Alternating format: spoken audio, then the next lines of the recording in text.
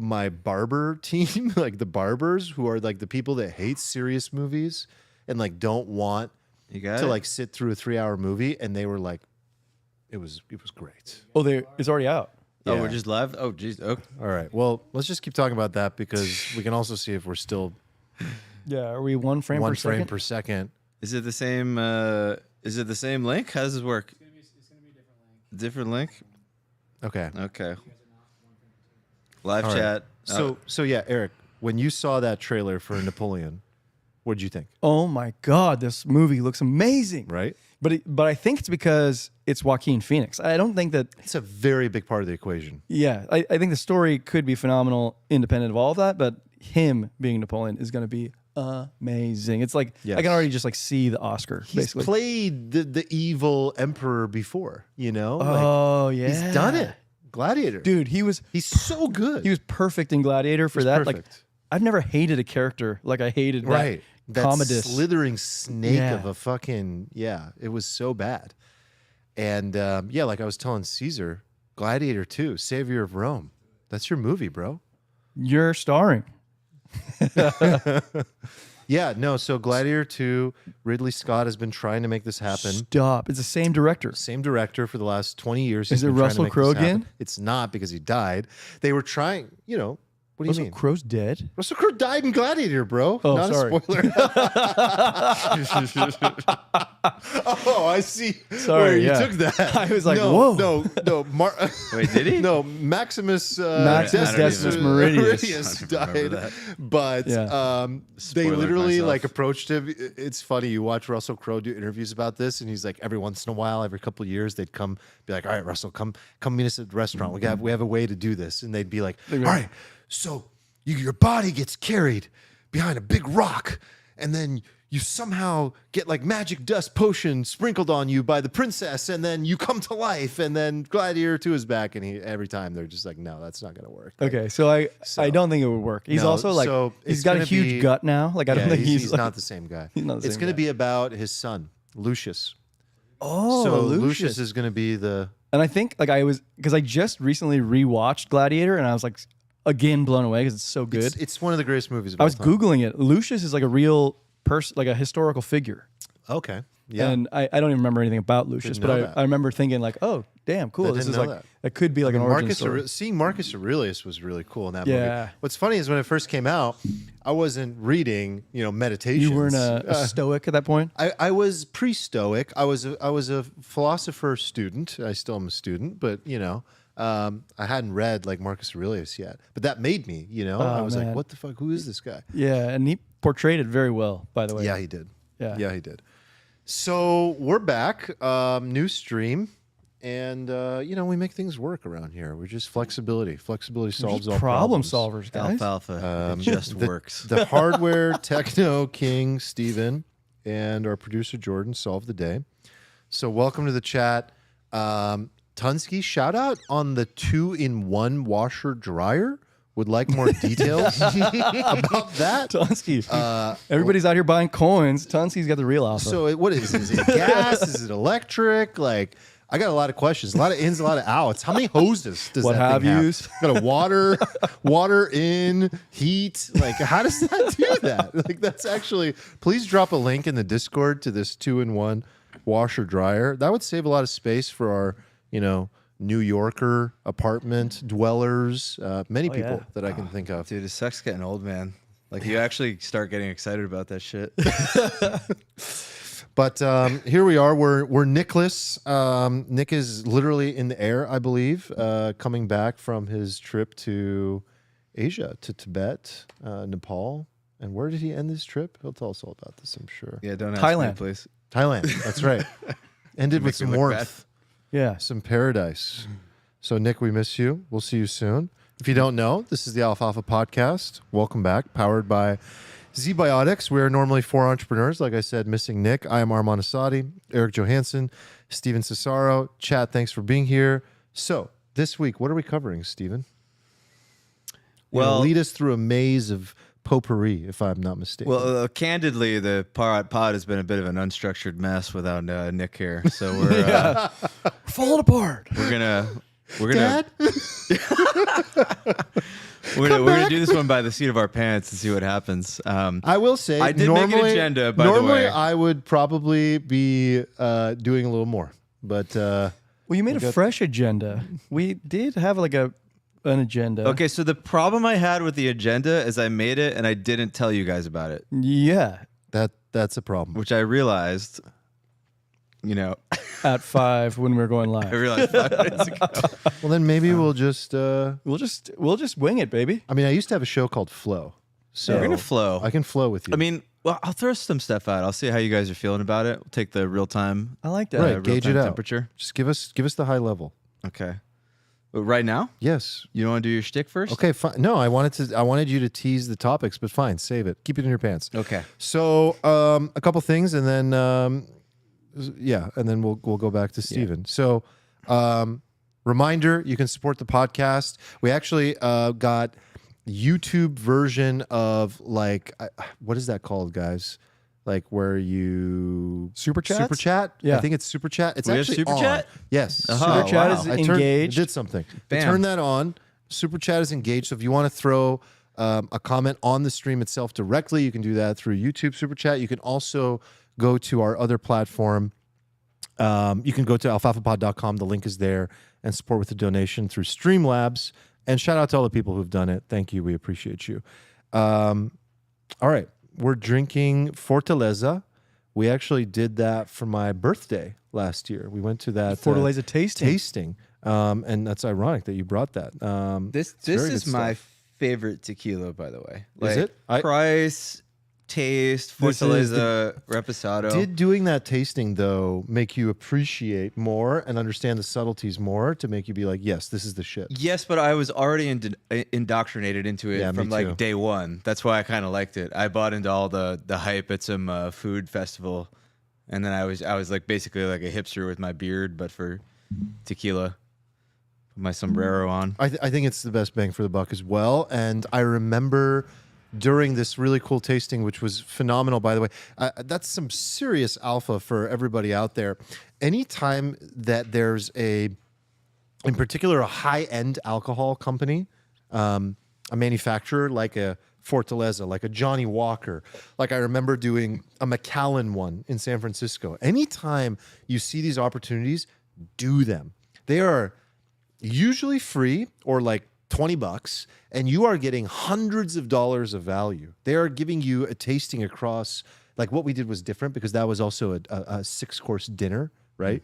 So they charged us a lot more for that. Yeah. But these are alpha because you go to those events, they're marketing events. They're an expense write-off for these companies. And they give you the full range and they explain the nuances of everything. So were you at the one we did in San Francisco? I think I was. I think you were, dude. Do you remember the Churchill cigar tasting? I know. That was amazing, too. We had a Davidoff cigar. God, bomb. Similar sort of thing. And it was a bunch of friends who would normally be like, I don't know anything about that. I don't really even want to do that. But everybody loved it. Okay, was I'm laughing because the best thing about that tasting wasn't the cigars. It was the guy who story? ran the tasting. I've never met a man who enjoyed a cigar more in his like. He was telling us that he woke up in the morning Yes. and lit a cigar In bed. In bed. every yeah. day. Yeah. It He wasn't was even. like, that's my Thursday morning cigar. Yeah, it wasn't even Typically, I'll breakfast. light that one up before I even get to out of It bed. was a pre-breakfast cigar. I think he just must have it on his nightstand, ready to go. It sounded like this guy smoked 4 cigars a day. I know. A 4 is probably the minimum, dude. Yeah, I've never met a. I have to say, Human like Davidoff that. cigars are incredible, though. They're so good. Goat But you're tier. just lighting money on fire if you're into that. Cool. So as I mentioned, this podcast is powered by ZBiotics. Would you like to tell us about ZBiotics? I thought you were doing the ad read. Fine, No, I'll do it. we very clearly come on. said that you are the Armand and I- ZBiotics legend over here. For the audience out there, seem to have well, some I popped one communication for the record. issues. So ZBiotics is a Yes. pre-alcohol. Oh, I was still gonna do it. Okay, I'm I just wanted telling to you bitch my. at you I'm first. just telling you my thing. It's a pre-alcohol probiotic. I had one right before I popped in, and Smart. I'm gonna feel a little better tomorrow as a result. You're of it. protected. Yeah. Yes, I forgot one last pod. Actually, So did I. it was not a good time. I took an emergency one after. I found they still kind of work after you drink, but not quite as well. You mean literally after you've had all your drinks? Yeah, I had all my drinks. I went home. I took a shot. I was having this discussion with my co-founder Ian, who was like, "Yeah, I just do it at the end if I forget." I'm like, I don't think that's going to work. It does work. Really? It works less well. Yeah, I've experimented with this. Well, not intentionally, like accidentally, because I forget everything. But I've taken it at the end of the night, and it kind of like saves you a little bit. What do you think about when people say it's expensive? That's a good I think question. for a lot of people, it is expensive. But there is a subset of people out there who is spending $16 on a cocktail. Like, by the way, I went to the new brunch place on the water called like Malibu Farms. Lovely. $20 a cocktail. We're in the most expensive city in America, $20 bro. a cocktail level, That's a new high score for San Diego, which I is think. insane. So if I'm spending $20 on a cocktail, then to spend like $8 Typically, I haven't is seen the above remedy 20 is on a fine. cocktail unless it's on the reserve list. No, Yeah. we're going like calcium. It's like an alcohol condom. Yeah, kind of. Yeah, that's Yeah, not. Yeah. that's great. not Can we really say that? I think condom can work. It's not part of the ad read, but It's not part of the ad That's read. on the bullet points. But I we don't think. did it's agree legit. that we were going to do our own, so I think that works. Yeah, we're working it a little bit. Anyway. Oh, well, you saw that they have a 3-pack now, right? No, I did not see that. Yeah, I'm sure that ZBiotics is aware of this because look, it is like depending on how many you're buying, anywhere from like $8 to $12 per ZBiotics, right? I look at it like this. I'm like, the beer you're buying is $8 minimum most if you're in a big city, right? And usually sometimes more, depending on if you're in San Diego. It's just a drink. You're buying the drink. One extra drink. One extra drink to feel better the next to day. feel like you had half as many drinks. Yeah, Wait, that's pretty good. that's a pretty good That's deal. good. You should write that down. I always look at it in terms of my time. Like if it saves me 1 hour the next day of productivity, it's That's like way too advanced, Stephen. Most people can't think like it's that. a no-brainer. Yeah. Anyway, zbiotics.com/alfalfa. Tunsky, we bought a 3-pack. We're Wisconsin drinkers. It works. Yeah. Yeah. Attaboy, You start with a Tunsky. 3-pack. zbiotics.com/alfalfa. We appreciate it. I even You get, forgot to say the link last time. 15% Noticed that. off your first order. You support the pod. We appreciate you when you do it. That is a great tagline, Max. I agree. Pay for one extra drink in the form of ZBiotics to feel like you had half as many drinks. The reality is I usually feel like I've had about 70 to 80% less drinks. So I even think better. that checks out. Yeah, That's accurate for better. me, anecdotally. Yeah. I like that. Well- Nick is probably listening to this now, cringing. He's like, The, you violated so many. Yeah. All right. Good stuff. ZBiotics.com/alfalfa. Thanks for supporting, guys. Okay, I have another announcement actually. So I meant to bring this up in the meeting, but we didn't have it. Well, you and mean then I the meant one to bring it up in the meeting You mean last the one week. I missed that but you're then upset about? But then I forgot. Do you want to clear the air here? No, Pretty no, upset. I don't. Yeah. The Okay, air keep is it in. The air is clear. Anyway, big announcement to the audience and to Armand because he doesn't know about this. Maybe Eric either. I can't remember if I've told anybody. But I've been working with the guys over at pods.media, and they have a cool business where they are using the wonders of crypto rails to issue NFTs for podcasters. So you can turn your podcast into a collectible NFT. It's got the audio for the episode. It's pretty cool. It's like a whole new way of monetizing for people out there who have media companies, who have podcasts. An actual use case for crypto that I saw and was like, I want to do this. This is like actually a thing I want to do, not just because it's crypto. So we're going to be launching 5 NFTs next week. This is happening. This is happening. I'm in the Telegram. This is happening. Are you in the Telegram? I'm in the Telegram. Did I add you? Well, I think I don't Hoffman remember. did. Maybe. Who knows? Yeah. Yeah, because you weren't at permissionless. I think Hoffman added me or somebody. One of you. So Did. yeah, so we're going live with 5 classic old episodes. I'm trying to remember what they are. We definitely have guns and porn. Nice. We have the first episode ever. I believe we're maybe Wait, going wait, to. wait, wait. Please tell me we have the merge. Yes, the merge is on there. Excellent. The merge is on there. Because we got taint tanning in that one. Oh, that was epic. Yes, and the only one I think we have to. I want to get the bankless layer 0 on there as well. Yeah, that counts. That's like kind But of. I wasn't sure if it was like technically our stuff because no, we it were is on there. because we did republish it to our feed. Okay, Didn't well, we? I don't know. We did. Well, as long as David and Ryan give We us did. It was their, literally their, the their episode blessing. directly. No, it's already on our feed. It was the episode right before Guns and Porn. All right, fuck it, we're doing it. So with Screw you, David. with this NFT, like, do you choose the supply limitation and everything? That is a great question. So as a creator, you can do a bunch of stuff, right? You can do a fixed supply, or you can do kind of open editions, and they can be collectible forever. They could be collectible for like a limited period of time. I think we're just going to do an open edition on this. I think we're going to sell them for 0.0069 ETH or 0.69 ETH or something like that. There's no scarcity? I need scarcity. We're only doing them through the end of the year for the old ones, right? So Okay. through the end of the year, you won't be able to buy the old episodes anymore. There will be some scarcity. Every week, we're going to release the recent episode as a collectible item. We are going to have some window on it in terms of time, I believe. But so is there a market for them? Yeah, like a afterward? secondary market. Yeah. Because if there's not scarcity or a time window, then there's no market. So the purpose of these isn't entirely like for resale value. It's more just like a way to show support in a community, right? Like like a lot of pods they have like a leaderboard, right? Where like they showcase the top collectors. It's kind of like it's like digital merch, you know, cool. but it's like digital. It's just like in the same way you kind of like you Is this post how your, NFTs were meant to be used all along? Could be like a way to token gate. Not a way to get rich. Token gate something in the future, perhaps. right. You That's know? a cool Yeah, way. yeah. This isn't about making money. Although like if it is interesting to think about, like if someday a podcast like ours becomes like a Joe Rogan, what does that first Who the episode hell actually? knows what value Yeah, prescribe to that? it could be interesting if that happens. I mean, I'm not saying that's going goes to from happen. $10 to $11. Please do not buy this NFT to make could be a money. real cock punch, you buy it guys. because you, love us. Oh, fuck.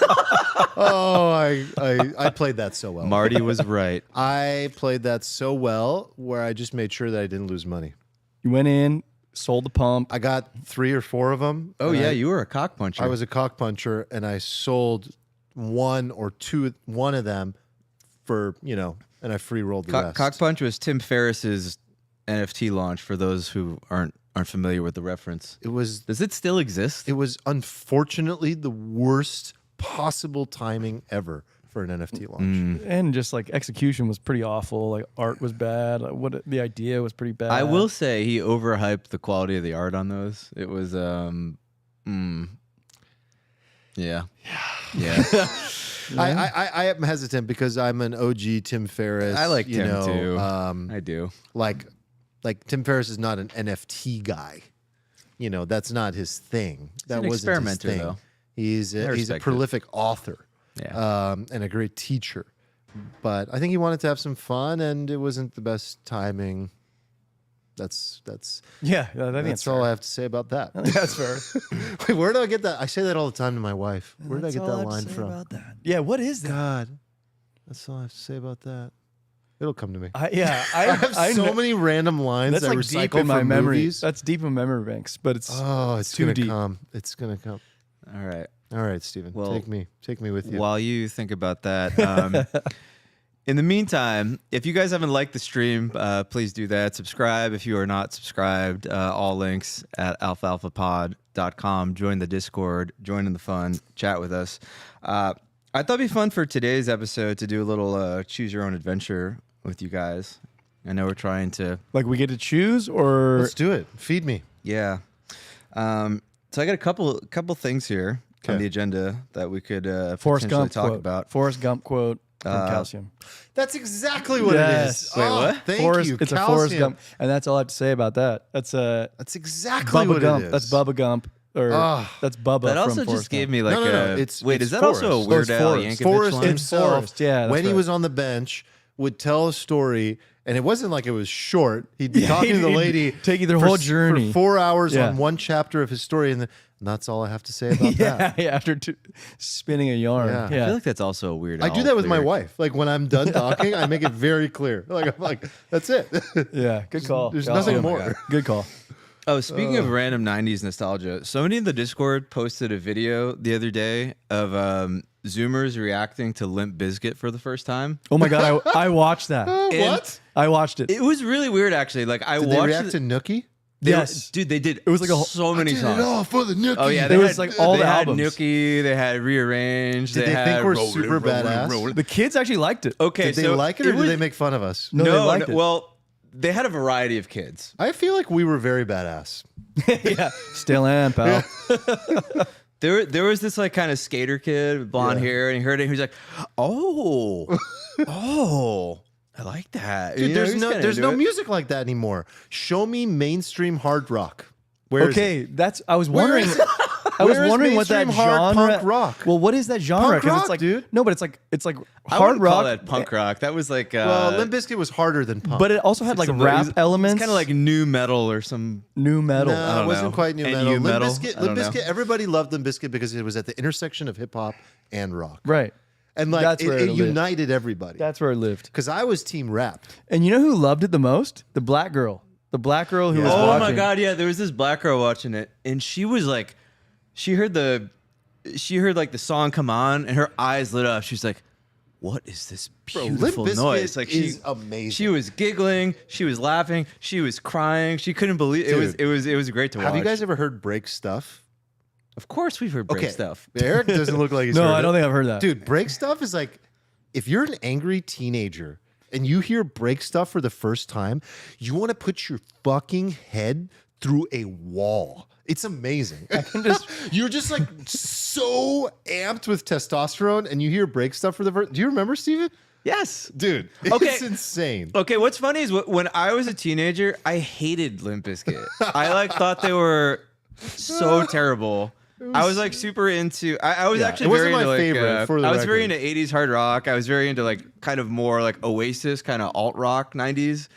Well, And that's- I hated. I like really like Metallica, and I like thought like Korn and Limp Bizkit were just like shitty Metallica. Sure. I hated it. They were not nearly at the quality level of like But real. but yeah, but like they were when not my I favorite watched either. it back, I was listening to all the songs. I'm like, man, this stuff holds up pretty well. Yeah. No, it's good. It's like pretty. It's like pretty good. It's pretty good. It's good. pretty good. It made me want to like work out.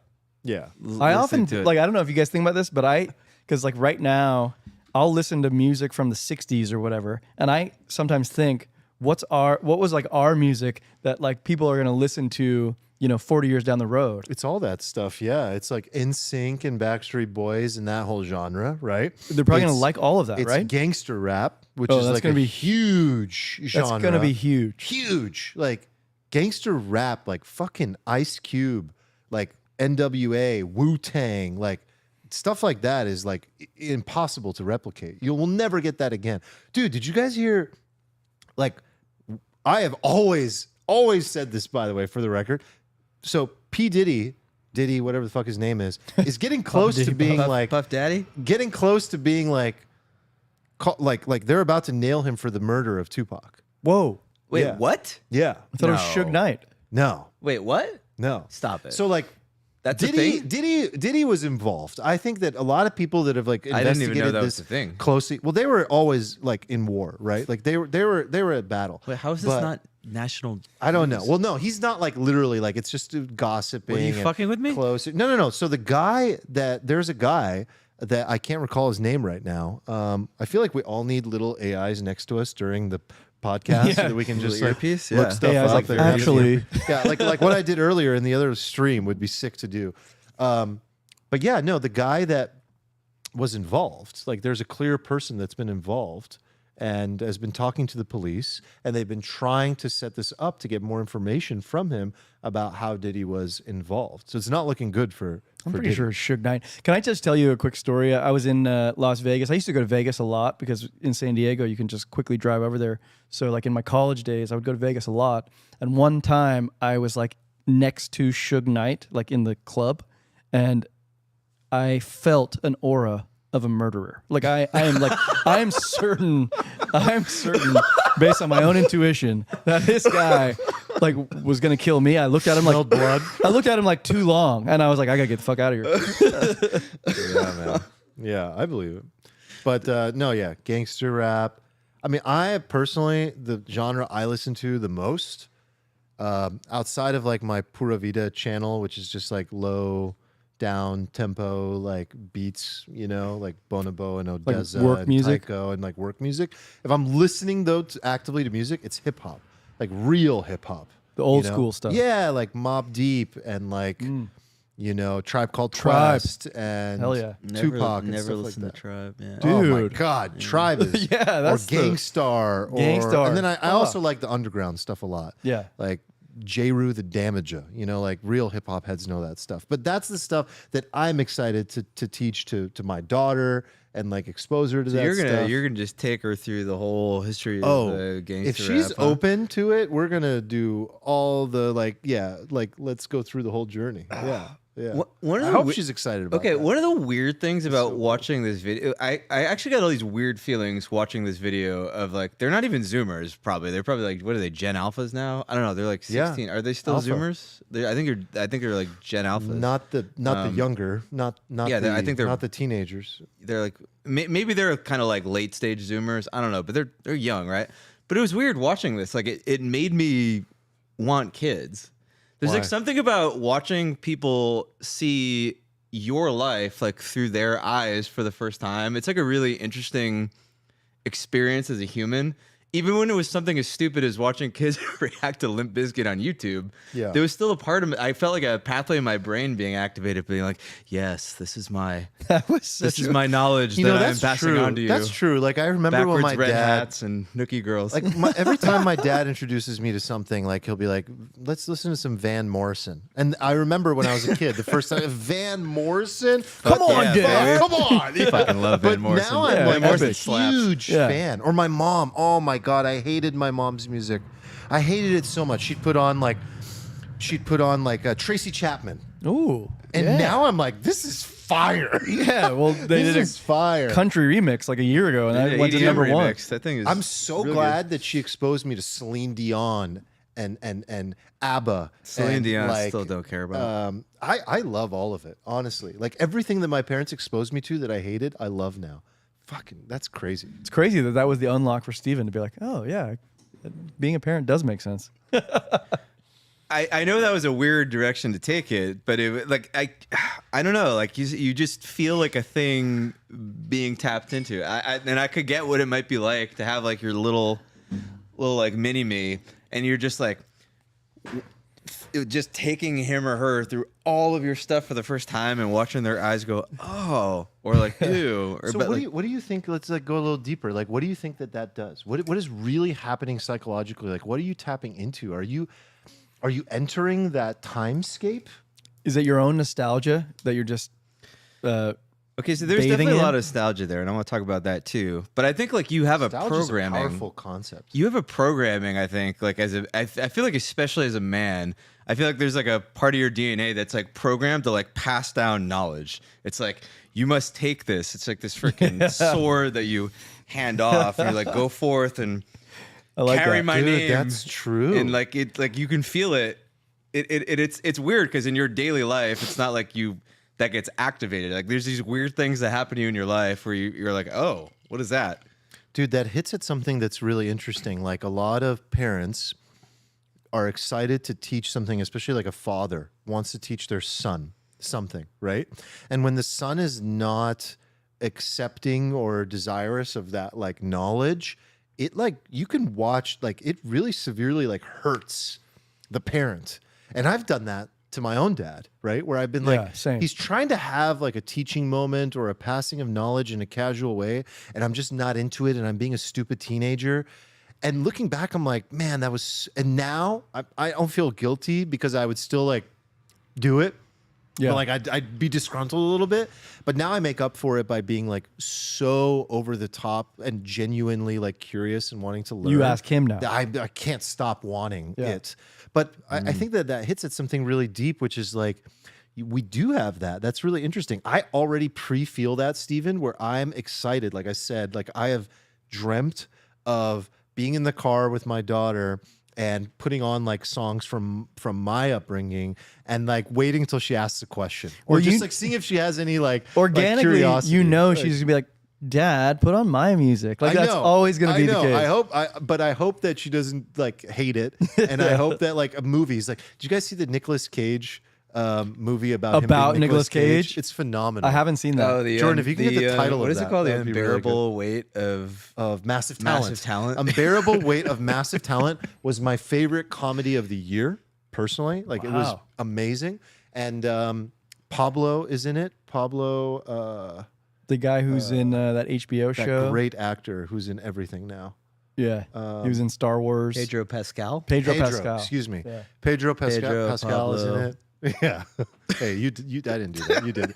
But it's phenomenal. And in the movie, Nicolas Cage has this like conflict with his daughter where he's over projecting and teaching everything that he cares about. In particular, he cares a lot about movies because he's an actor. And one of the things I learned about Nicolas Cage, if it is indeed accurate from his own role of himself in the movie, is that he is actually a movie like fucking aficionado. He is a movie student and master and snob. Like he sits and watches old stuff and studies. I mean, was that everything. based on his life or? It is based on him. So that's what he wanted us to know about him. it He appears. like was a producer Yes. or whatever. Yeah, well, he is playing himself.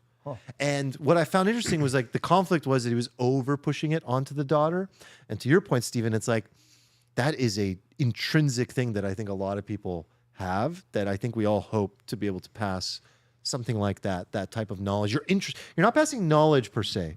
You're passing a part of yourself. You're passing your interests. Like I now have a part in me that like I like ABBA and I love Led Zeppelin, because of my dad or whatever it might be. Or I don't know. It's interesting. Is ABBA the group that did that? Like, gimme. Oh, yeah. All I that saw like Swedish. Yeah, they're Swedish. Oh, they are Swedish. Yeah, there's like an EDM remix of it now, and they was playing at pickleball the other night, and I was like, ooh. ABBA's legendary, dude. Hell yeah. They're nothing but hits. You could put It's any all song hits. on. It's all hits. I saw the sign. What else did they do? Wait, that's ABBA? No, that was Ace of Base. Fuck. Ace of Base, bro. Don't mess with me in 90s. ABBA. Ace Ace of of Base Base is Swedish. I don't know if Eurythmics. ABBA's. No, ABBA's? Same thing. ABBA's They're both Swedish. Wait, Ace of Base is Swedish? Absolutely. ABBA. The funny thing about Swedish They're bands Swedish is you too, don't know yeah. they're sweet. They're like undercover. Yeah, Undercover like Swedish. everybody You don't speaks even know. English, and it's like, it's hard to tell. Yeah, and like all these like foreign people, they sing in American accents. What's up with that? Like you take some British. You ever have like a rock star? You have Same no with idea he's mov- British. Same with movies, man. Like they're just well. Dude, I'm with you. I feel like but- it's different. Like everybody That is sings in different. English. It's so weird. That is different. You have some artists who have no idea they're British. You're listening to them sing, and then you hear an interviews, and they're like, "Oh, blah, yeah," and you're just like, "Wait, what?" I totally agree with you. I mean, totally agree with you. This is the market. Do people in the UK They are think that people centralizing- sing in British? Like, or do they listen to Americans singing and be like, "Oh, that's so strange. They don't sound like us when they sing." I don't know. I think they're centralizing to the larger market I don't think that's it. I think it sounds like they're just speaking English when they're singing. when they're singing. I don't know. It's literally English. I swear to God. Anyway, I didn't mean to jump off the dad train. Yeah. Yeah, that was funny for me because like I feel like with women, my observation is like women. I don't know. They're like it feels like they're like 11 and then they pick up a baby and they're like, oh my God, and they just like pick up baby and they're like, oh my God, baby. That like never happens. That like doesn't happen to men. Like you don't like pick up a baby Right. when you're like 15 and be like, oh my God, I want need to. this. Yeah. It just doesn't happen. But there was something about the transference of knowledge Huh.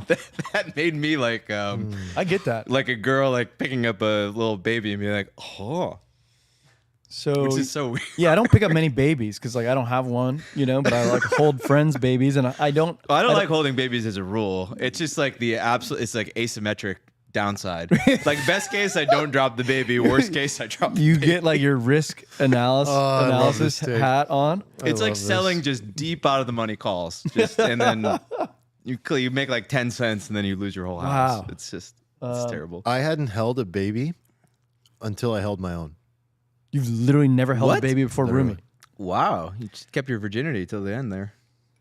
Not a baby. Yeah. We did have no babies in our family. I was the first to have a baby. Like, no friends around really that. First of all, it was like COVID for a long time. No one was having their babies around. Then, honestly, like a lot of our friends don't have babies. They've only recently been having babies, right? Yeah. In the last couple of years. So it's like, yeah, just wasn't around it. Not through family or friends. And I did hold some babies, but I was like Steven, where I like kind of like didn't want to. I was like, don't give it to me. Like I don't know what I'm doing. You know? Yeah. No, I avoided it, and I honestly did not like children or babies before I had my own baby. I mean, having my own changed everything. Like I was not interested. I was not. Can you talk about that mental shift at all, or? Yeah, I mean, sure. I mean, I just like. I mean, I've talked a little bit about the idea that like I generally had this like thought in the back of my head that once I have a baby, life will be very, very different. Which, yes, of course, things are different. But like I can wait. Like I don't need to do this anytime soon. The only reason I'm going to do this or attempt to even do this is because like I have a wife and we're talking about it, and you know there's a time factor. Okay, so it's time to do it. But prior to that, I was not in a rush. You never had that all. pull like No. internally. But deep down, I knew I want kids. But if you asked me before I had kids, I would have been like, yeah, I could be 50 and be fine. Do you think that's Waiting common until 50. amongst males, It where is. it's like, because I have that exact same feeling where it's like, yeah, I do envision my future as being a dad, but I have nothing inside me that says, like, hey, go be a dad. Yes, but I've talked to Steven about this. Like, I think at a night at like Churchill. Like, I waited, and I thought that the benefit of waiting far exceeded the cons of like having a baby earlier. I was completely mistaken. You think just do it. Completely mistaken. I think who said this in the community once and was really firm about it. It was it'll come to me, but it'll come to me. But once I did, I realized that actually the time that I would have had at a younger age with my baby, and you start to think about things. Once you have the, I was like, oh, I could be 50. It'd be fine. No worries. But no, like, do you really want to be a 68-year-old, 70-year-old dad when your baby is just leaving to go to college? And will you have that No. same energy at that, Yeah, at that time? there's real things that you think are not a big deal that are real once you.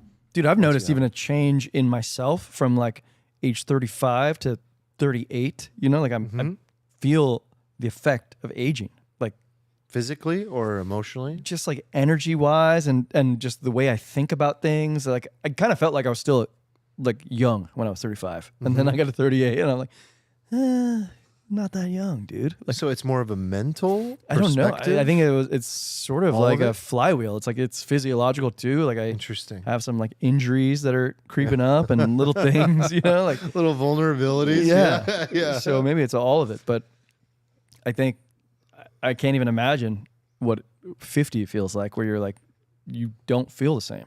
Yeah. Takes longer to recover. Yeah, that's for sure. Yeah, But- getting old, super fun. Yeah. Keanu Reeves was talking about that in a little clip recently where, dude, that guy is 60. Keanu Reeves is 60? Yeah. What? Stop I'm it. not mistaken. No, that's Could not. be Fact mistaken. check that. But if I'm not mistaken, he is 59 or 60 years He's old. 60. I'm so sad. And he is crushing.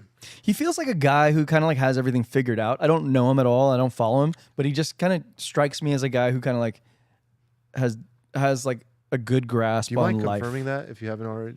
59. 59. Holy cow. Yeah. Wow. Let's have him on the pod for his He's got 60th it all. birthday. The internet loves him. Oh, because he's a genuinely good person. People love genuinely good people. Like, people always have these stories. They come out of the woodwork with these random Keanu Reeves stories. Like, oh, yeah, I met Keanu Reeves randomly at a Starbucks. And Yeah. he just said all this nice stuff to me. He's And got this this cult following, kind of like Bill Murray almost. Bill Murray has it for a different reason, where he just shows up and like buys, the night for everybody, like buys everyone's drinks and goes to their wedding. That'll get you a long way. Yeah. But Keanu is just like a nice person. Like he's just like present. I used to have this, I mean, I guess I still have it, but I had this like whole network of like feel-good meme content on Facebook back when I did like kind of Facebook marketing. And it's a community of like 3 or 4 million people, and they were just there for like wholesome memes. It's just all they cared about, wholesome memes. And they got together, and I kind of had them run the whole page and everything. And they made the cover photo of the entire thing, Keanu Reeves like blowing a kiss. That was like Damn. what entire was like- network of like wholesome people decided like that was the one photo they That's the wanted. summary of it the- was the Keanu vibe. Reeves. He was like the most wholesome. Damn, I didn't know you had a community of 4 million people. Yeah. How does Alfalfa feel for you? We have 800. Well, they don't even know I Different exist. game, I ran it all in the shadows, you know? It's kind of a weird experience. What do you think that is? The difference between like you can't be like liked by everybody, like in general in life, even in your microcosm, but also in particular as like a Being liked celebrity. by like most people, though. But yeah, can't you? what is the difference between? Because also like I'm going to bring up an old argument of mine where I don't love. I'm very anti the culture of admiring assholes. Assholes have been winning for the last 5 years, right? Yeah. winning like throughout Trump. history? Well, in particular, in Unfortunately. this like precipice of this fourth turning, where the socio-cultural dynamic has gotten so messy and everything is polarized, assholes have been getting all the attention and They're kind of winning. like they're kind of worse. It's a Do you- multi-factor do you thing think that that's also true, includes though? social media. Do you by the think way. that's true? Yes. I do Yes. too. Yes, 100%. Assholes get all the attention and the popularity, and they're demagogues. They're online demagogues. They're offline demagogues. worshipped, yeah. They're worshipped, and they are loved, and they are hated by many. But it appears to be like a faster path to popularity, to be more polarizing. Like who's the guy that got Andrew Tate? You know, like that's like Exactly, perfect perfect example. example. Yeah. Perfect example. And yet at the same time, you still have a person like Keanu Reeves who, in a world where it's like you can't be liked by everybody, why is he generally just so liked by so many people? Because everyone has their moments of mistakes, right? Sure. Is it just because he hasn't had like a big public blunder? He hasn't been like prosecuted for fucking date rape? Like what is the reason? Like he just hasn't done something wrong yet? Or is it because he's just not an asshole? Because I think that's the biggest part of it. Like I think that's a core I think a lot part of these it. people who go down because they were an asshole to somebody, and then somebody wanted to ruin them. But I feel like when people are just not, like you don't see them get completely annihilated like that. Maybe that's naive on my part. Is there something to the idea that he's like kind of out of the limelight? Like he doesn't Yes. seek it, you know, like how Andrew Tate Yes. like wants to be on your feed at all times. Keanu's not like giving you short I clips. think that's a part of it. I also think it's that he's not conflict seeking. Yeah. Like some people, like the assholes, all want conflict because conflict gets them views, views and clicks. Keanu's like, I could care less if we do this interview, is the vibe he's giving off. He cares more about his family or whatever else he's got going on. And we keep talking about Keanu, but like there's many examples of Totally. people like that. But then also like we can sort of like look in the mirror to us. Like how do we want to approach content creation or, you know, like a public image? Precisely. Thank you. That's like what I'm kind of driving at as well, is like in a world where assholery is getting all the clicks, and what happens is like you sign up for Twitter or X now and you're like, okay, so what gets me engagement? It's being as inflammatory as possible. And being as opinionated, we've talked about this, right, Steven? Being as opinionated as possible, coming out with, these are the 10 things that accomplish this. Right. Like, and that's it. We can be totally golden rules, incendiary and not gray, Yeah. and very direct. And yet there are, I think maybe there is a slower path that leads to a longer outcome, positive following of like just being authentic and good. I don't know. What do you think? I don't know. Like, do you think there's merit in just like having clout? You know, like if you could be like a little bit of just like a marginal amount, like more of an asshole, but you could have like 5 million followers. Would you do it? Would you think that the gains and the benefits of that would outweigh like you being like mildly more of a dick? You know, I think where honestly, you draw the line. I think for most people that answer is yes, and I think that's like what we're seeing. That's what we're seeing, and you Exactly. it's literally the Charlie Munger. It's like you look at the incentives, and those are the outcomes. Exactly. So that's why that's happening. I guess like a better way to put this is like, how would you frame this like through the framework of like teaching your daughter how to like approach life? Or maybe it's different if it's like your son versus your daughter. I don't know. Maybe it is different, but like, Quite a wrinkle there. Nice. Yeah, I mean, there's some societies in the world where what's the saying, like the tallest poppy gets its head cut off or something like it's that. called tall poppy syndrome. Yeah, It's an Australian phenomenon. You certainly see that. Chinese, And you see Japan. it in Scandinavia as well. I was gonna say you see it in like crypto Twitter. Like whoever becomes the main character gets fucking lopped. That's I know what you're saying. I know what you're saying, This but I is think that's about- different. This is about the tall poppy is the most confident, ego sort of like guy or girl in the room, and they come around and chop you down very quickly in other societies. Whereas in America, you kind of get celebrated for being like a big personality and a big ego.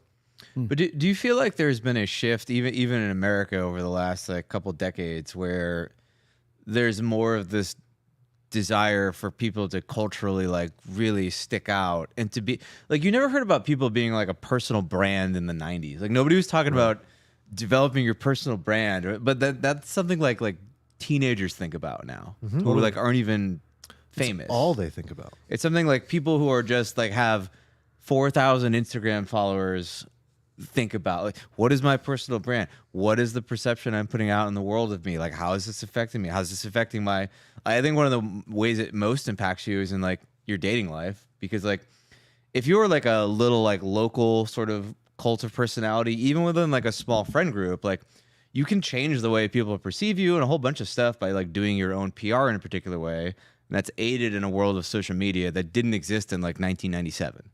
Right.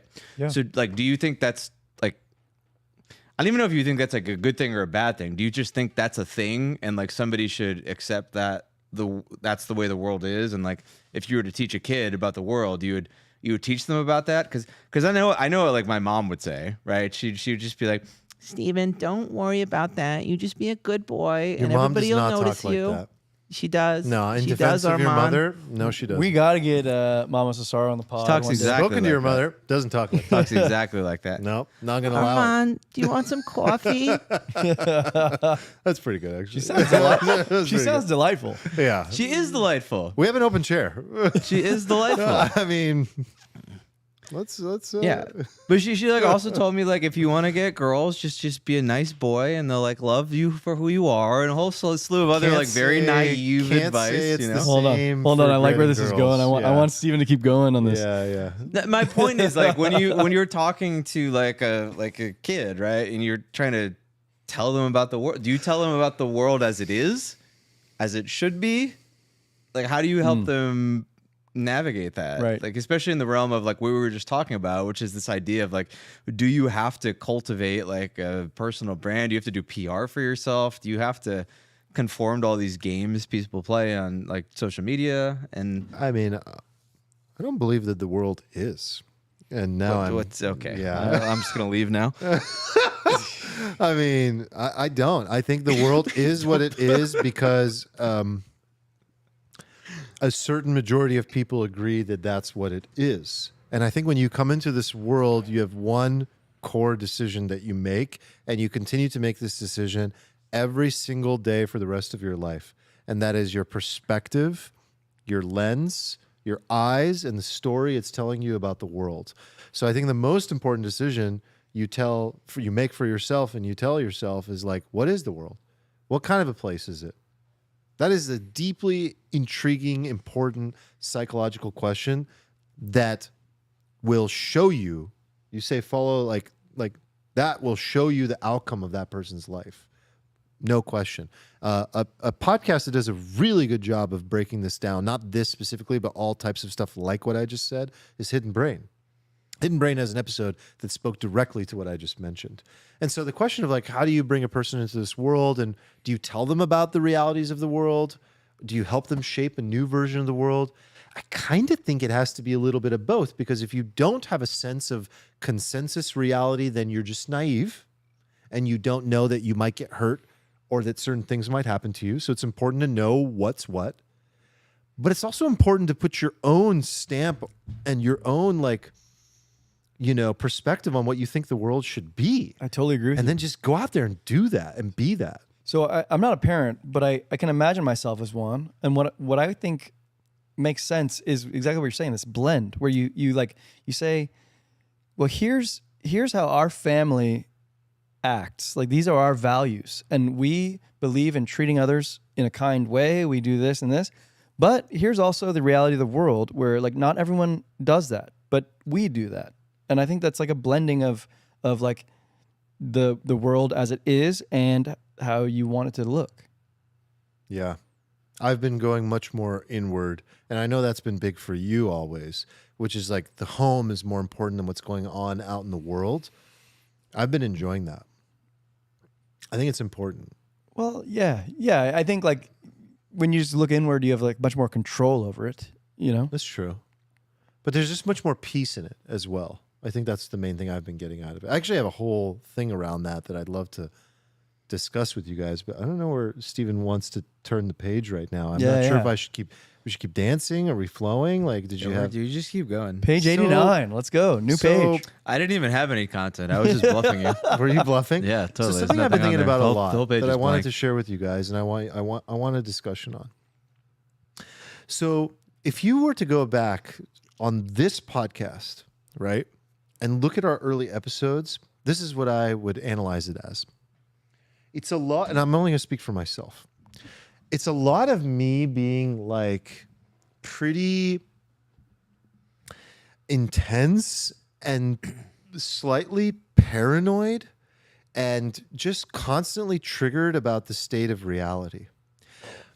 I was consuming so much content about the state of the world all the time because we started this podcast. Well, is there anything that stands out to you, like moments that like are in your mind that are sort of representation of this? You need an example? It's everything that we discussed about the state of like politics, how COVID was handled, the Trump versus Biden thing, what the world was coming to. Could be the like policing of the world sort of and speech. the future using like genetic modification and stuff, like maybe some of that, but like mostly like in the realm of politics. Okay, like politics really, the more I spent time in politics, and we used to do politics on this show, every 3 episodes was a fucking politics show, right? And so I was spending all of this time talking about it to you guys, thinking about it. Now I'm still interested, and every time we go and get a drink and we talk, like I'm down to talk about those things. But what I noticed by being not just tuned into it in conversation, but here's the big change that occurred for me recently. When I started Techstars about 2 weeks before I started it, I think I mentioned this to you guys, maybe not, I don't know. I got off all the apps, right? And I've been off all the apps. And I think I mentioned this a little bit last week that I've just generally been plugged out, just off of all of that stuff. I did that because I knew I was going to have to let a lot of fires burn in order to really put my energy into one thing and do it right and not regret that I didn't show up fully, right? And as a result of that, getting offline was similar to the dopamine detox that we did at the beginning of this year. It's been that. It's been that for 2 months now. Instead of 12 days, which is all we did, I've been 2 months of that. Now I get my news from you, from a conversation, from word of mouth. I see Jordan outside. We're walking up and he's like, did you hear that this happened? Like, I heard about the Israel-Palestine thing through word of mouth. That's wild. By the next day, of course, I walked into like a coffee shop and it was on every newspaper, and it was like I could hear people talking about it because it was such a big thing, of course. This is different. But the first way I heard about it was not social media. It was like word of mouth, which, by the way, back to Tim Ferriss, that's one of his big life hacks. He says that you got to get off the news. He says no news. No news. And the best way to stay up to date on the affairs of the world, the best filter is if it makes it to you through a person's mouth, then it's probably important enough. Anyway. It's a good take.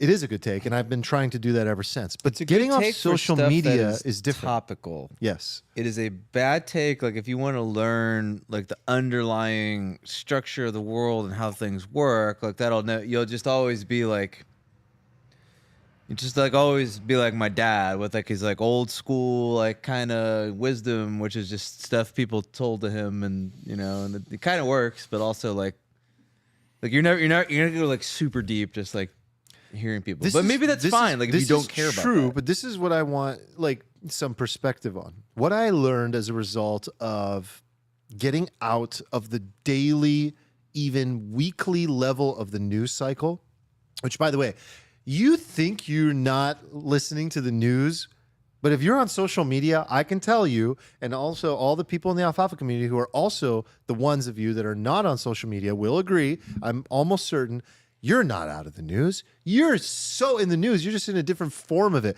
You're in the form of it where it's coming to you through an influencer or through your friends who are posting on their story. You're still getting all the news. You're in the news cycle. Until you fully get off of social media, you're totally wrapped up in the culture. And that culture is one narrative. One narrative. And what I learned as a result of getting out of that narrative and getting out of that news cycle is that I'm okay. My sense of groundedness and peace is way higher. I feel way less anxiety in general that I didn't even know I had. What I am ultimately saying is when I compare to those early episodes, I didn't even realize how anxious I was about the state of the world until I got myself out of it. Because you were still in that I was so in it. that zone of like just consuming news through whatever medium Whatever that existed. And I thought that it was incredibly important. And I still think that some of it's important, but how much of it is important? Oh man, you bring up something. Like I feel better. You bring up something that's like kind of near and dear to me, and I've never shared this outside of even myself. I haven't shared this with you guys, but like we did an episode on politics, you know, a year and a half ago or 2 years ago or whatever. And I remember specifically Nick being on the other side of the table, and he's like, "Okay, so you don't want to focus too much on politics. I get that, but you like policies, right? At least the policies." And kind of for me, I was like, I mean, it's cool to know about, but also like I don't need to like burn my energy towards that stuff when like I don't like nothing that I care about is gonna like come to any effect, you know? And I think that's what you're saying. It's like you can just actually remove yourself and be fine. I understand what you're saying. If I can add to it, it's like I don't think that it's about removing yourself and then you have no effect. It's ironic. This is what I'm learning. You have way more of an effect on society by not paying attention to what's going on. Like I could do hours on this topic. Hold like on, I've thought about explain this that. so deeply that it's like Explain that. That's cool. I haven't been able to talk about this with anybody. It's like turning your attention inward is the best way to make the world a better place. Yes. That Getting your resonates. self in order, getting your house in order, getting your community in order, getting your city in order, getting your, it starts with like you, your family, your neighborhood. Then it becomes like your community, then your city. Then you might even begin to have an impact on like society at large. And the reality is that if your community is doing well, what the fuck do you care anyway? You're choosing where to live. It's one of the most important decisions you make in life, where you live, who you marry, what you do for work. 3 most important decisions in life, by the way. And we've talked about this on previous pods where it's like the littlest things, the smallest things you can do can have an impact. Like you can go walk down the street, smile at somebody. That's right. Say hello to your barista, be pleasant in discourse, and that actually has a positive effect Absolutely. beyond like your imagination. You know, it's like and you might walk in the cafe, might be a newspaper, and it says there's a war going on in Ukraine, war going on in the Middle East, whatever, and that's real, and you can feel that, and you can do something about it if you choose to, and it's real, and maybe you even put some of your time toward helping that. But at the end of the day, like your life is your community. Like that is what dictates everything. And I think it's important, and we forget, and everyone in this like rage porn generation is so focused on everything going on outside of their world and outside of their life, things that they can't fucking control, and then their whole life becomes more and more and more of a mess, and then they keep blaming the world, and their shit is still out of order. oh my God, I love it. First of all, I love this because this is exactly how I feel. It only occurred to me as a result of getting out of it. Like, and there's a lot more, by the way. I Yeah. started to learn that like the world is not as bad as we think either. There's a whole thing on that like I think that we're being lied to. I think that the world is doing just fine. You're tickling me right now because I actually started this Word document that is just for me. But I actually think it'd be cool if we talked about some of these things. I labeled it like hard to swallow pills, and I'm just like writing down things that I think are kind of like obvious, but like people don't agree, you know, just broadly. good And this title. is exactly what, like, this is one of the bullet points I wrote down. It's just like everyone focuses so much on things that are outside of their control, like in a way that doesn't make any sense. Dude, I have so many anecdotes. Do you remember when you texted me yesterday and you said you were on SDSU campus? Yeah. And I texted you back and I said, yeah, the kids are not as nihilistic as I thought they were. Right. You know why I said that? Because of what I'm telling you right now. Everything that we read and everything that we talk about and everything that we've heard is that the new generation is extremely nihilistic, doesn't give a fuck, blah, blah, blah, right? Like, it's just like they're never going to, and not to tie into the Zoomer thing from last week, that's real. That Yeah, that's aspect of real. like, Yeah. I have to work very hard to make very, you know, like so much of my money is going out. I'm never going to be able to buy a house. That's real. I'm talking about like their general feeling about the world. No, they're extremely optimistic. They're working hard.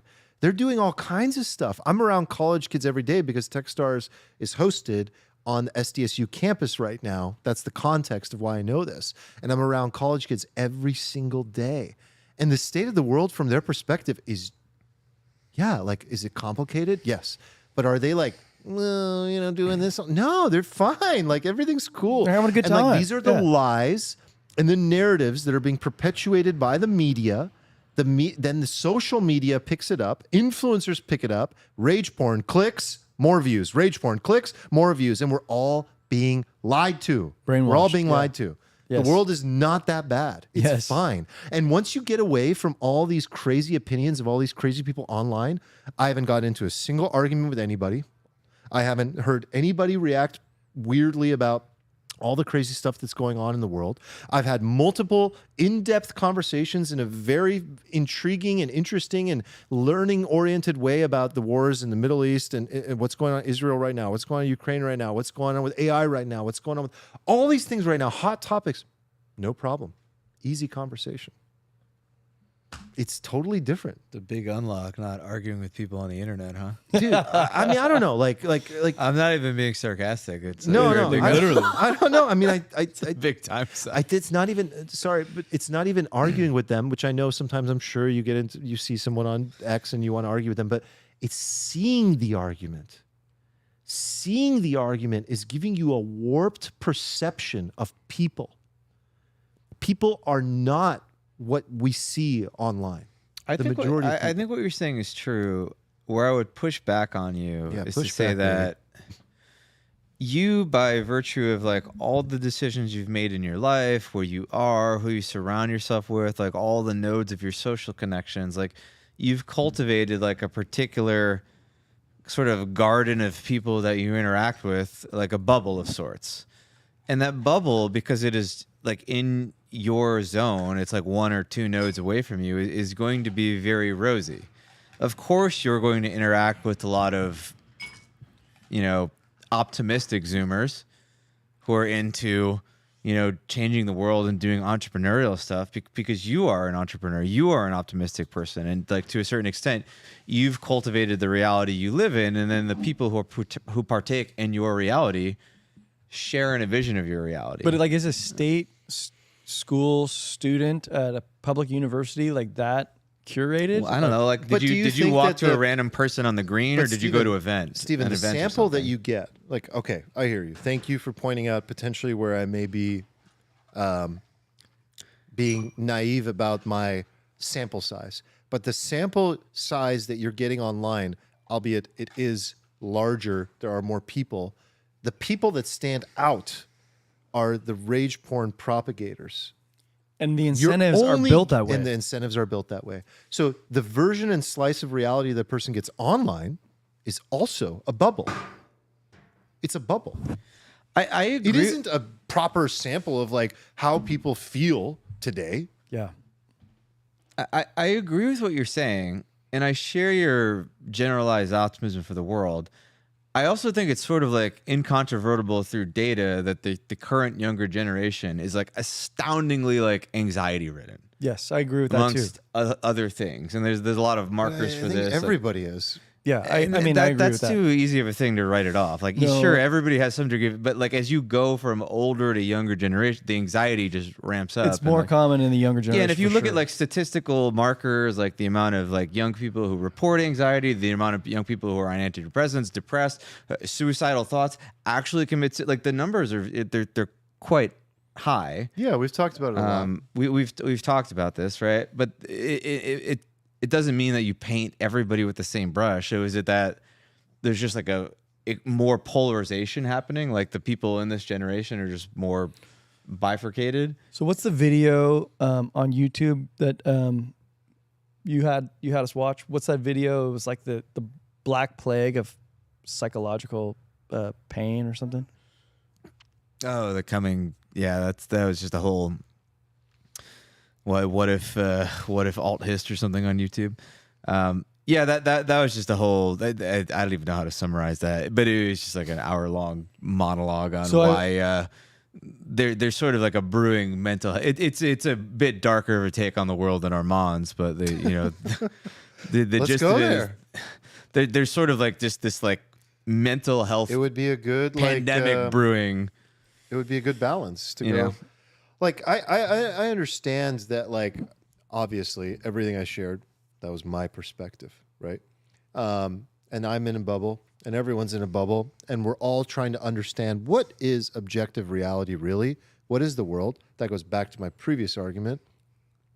I don't think there is an objective Agree. state of reality. What does that even mean? Reality isn't even reality unless you put, quotes around it anyway. It means what is the consensus of what the majority of people believe about it? What's the perspective they have about it? You can get into all sorts of philosophical conundrums about it. So let's not. So then it comes down to, like, what is it for you in your slice of the world? What is it? And I think it's important to at least control it in a healthy way to the degree that you at least enjoy existence. Can we just enjoy existence? To everyone, to their best ability. Like, and this applies to anybody, even people that are suffering in the world, right? Like everyone, like you've all seen the videos, people that do not have the means that we do, finding a way to find joy and peace and kindness with the Oh my gosh! And you travel small around the needs. world and you see it in droves. Like you Exactly. see people with less who are way happier than Americans at large. Yeah, oftentimes, yes. So I guess like I kind of want to go down this path a little bit because I watched that video, What If Alt History or whatever. And I have no idea how to pronounce it. yeah, I don't either. What if alt hist? And he was talking about this like black plague that's looming over us of like mental health problems. And I think his overarching theme was that we treat these mental issues as individual problems when they are societally systemic, meaning like I think he used this analogy saying like, say you're getting diseases and you're treating it with antibiotics. Meanwhile, there's like human feces pouring out of the sewers onto the streets. Like instead of giving people antibiotics, stop shit from pouring onto the streets. So like treat the systemic issue. That part sort of makes sense to me. I just still haven't identified what the systemic issues are and what we can treat. But I do see Steven's point where it's like the stats show, at least in like survey data, that like people who are younger are like very clearly identifying as worse off from a mental health basis. It's multivariate, but I think that the root of the problem is social media. Internet. If I had to bet on one thing, it's social media. Internet, social media, it kind of like flows together, but it's like with the internet, it allows this like connectivity breadth, but it like removes the connectivity depth. And I think like this guy, alt Yeah, but hist, there's a real anti-social media movement in the younger generation in response to this. It's real. so and it's like They are hurting looking females and worse seeking than anyone. for, yes. and they're looking for offline experiences.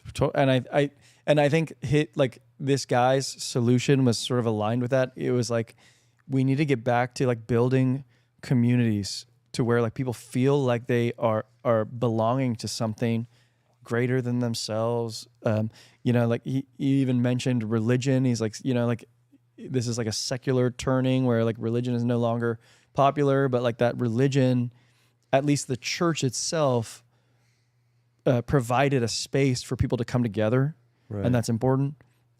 Right. I think I agree with that. Well, that is probably one of the greatest gifts of religion.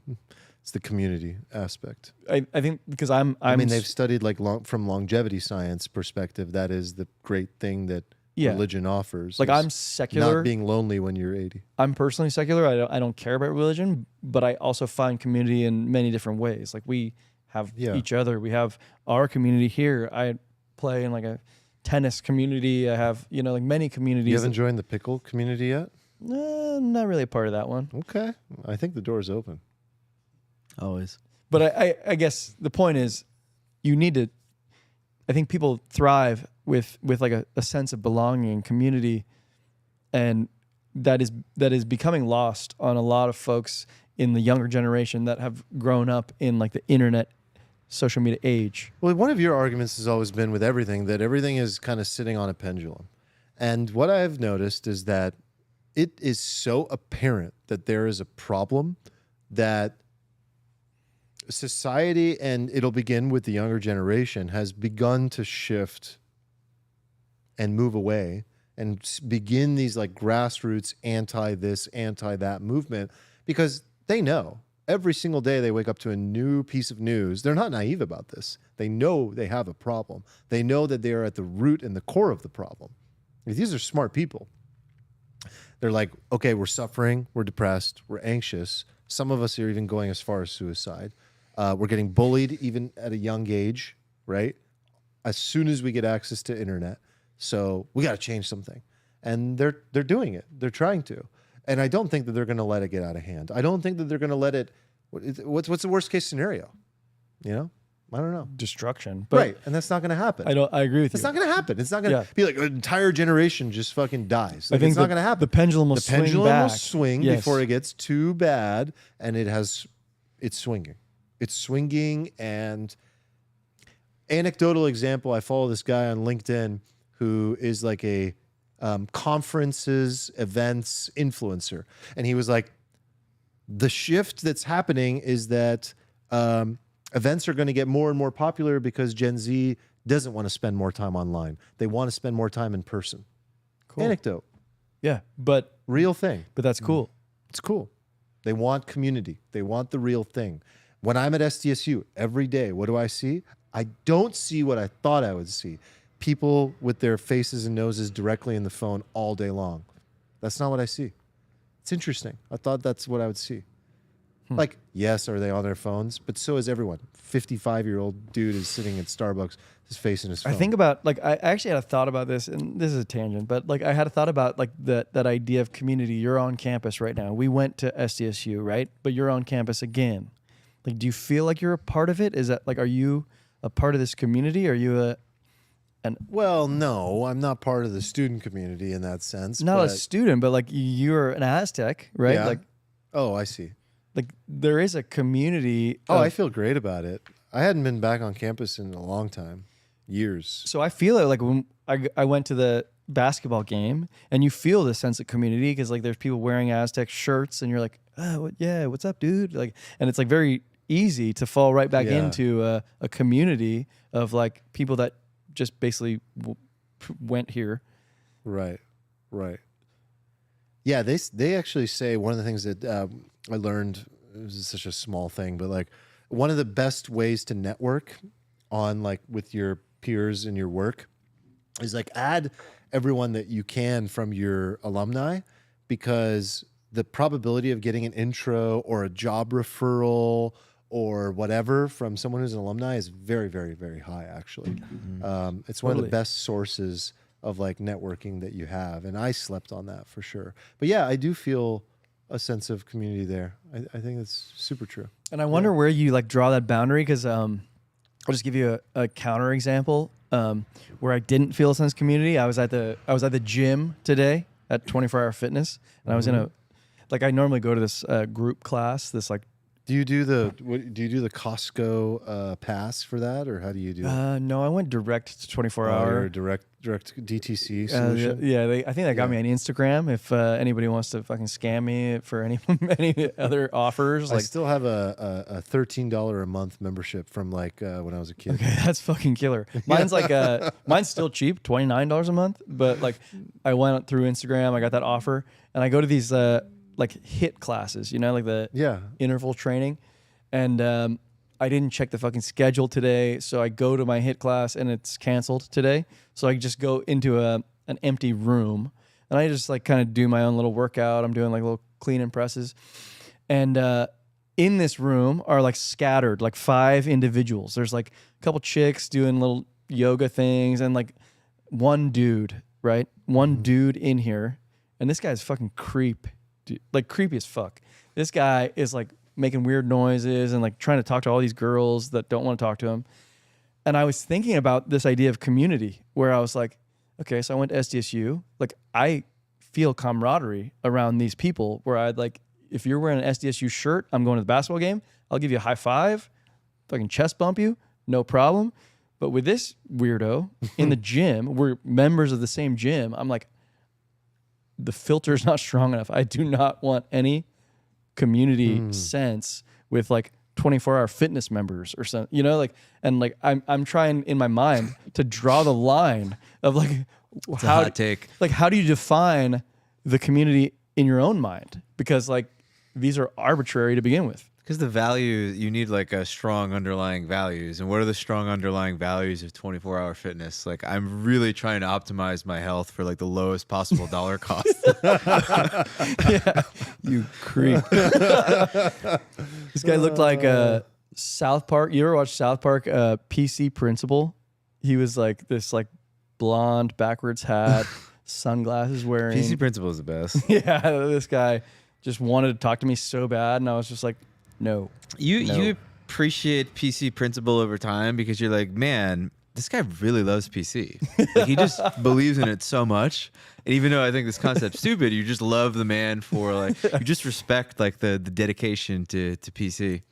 Yeah. South Park has been fire lately, by the way. Did you guys see the new one with where they go after Disney and No. Kathleen Kennedy, and it's No, I watched the Simpsons episode on NFTs. Okay. That was rad. You should watch. Oh yeah, I saw that. You should watch the South Park because we did an episode months ago on Hollywood and why everything's fucking weird in movies, and it comes up from time to time.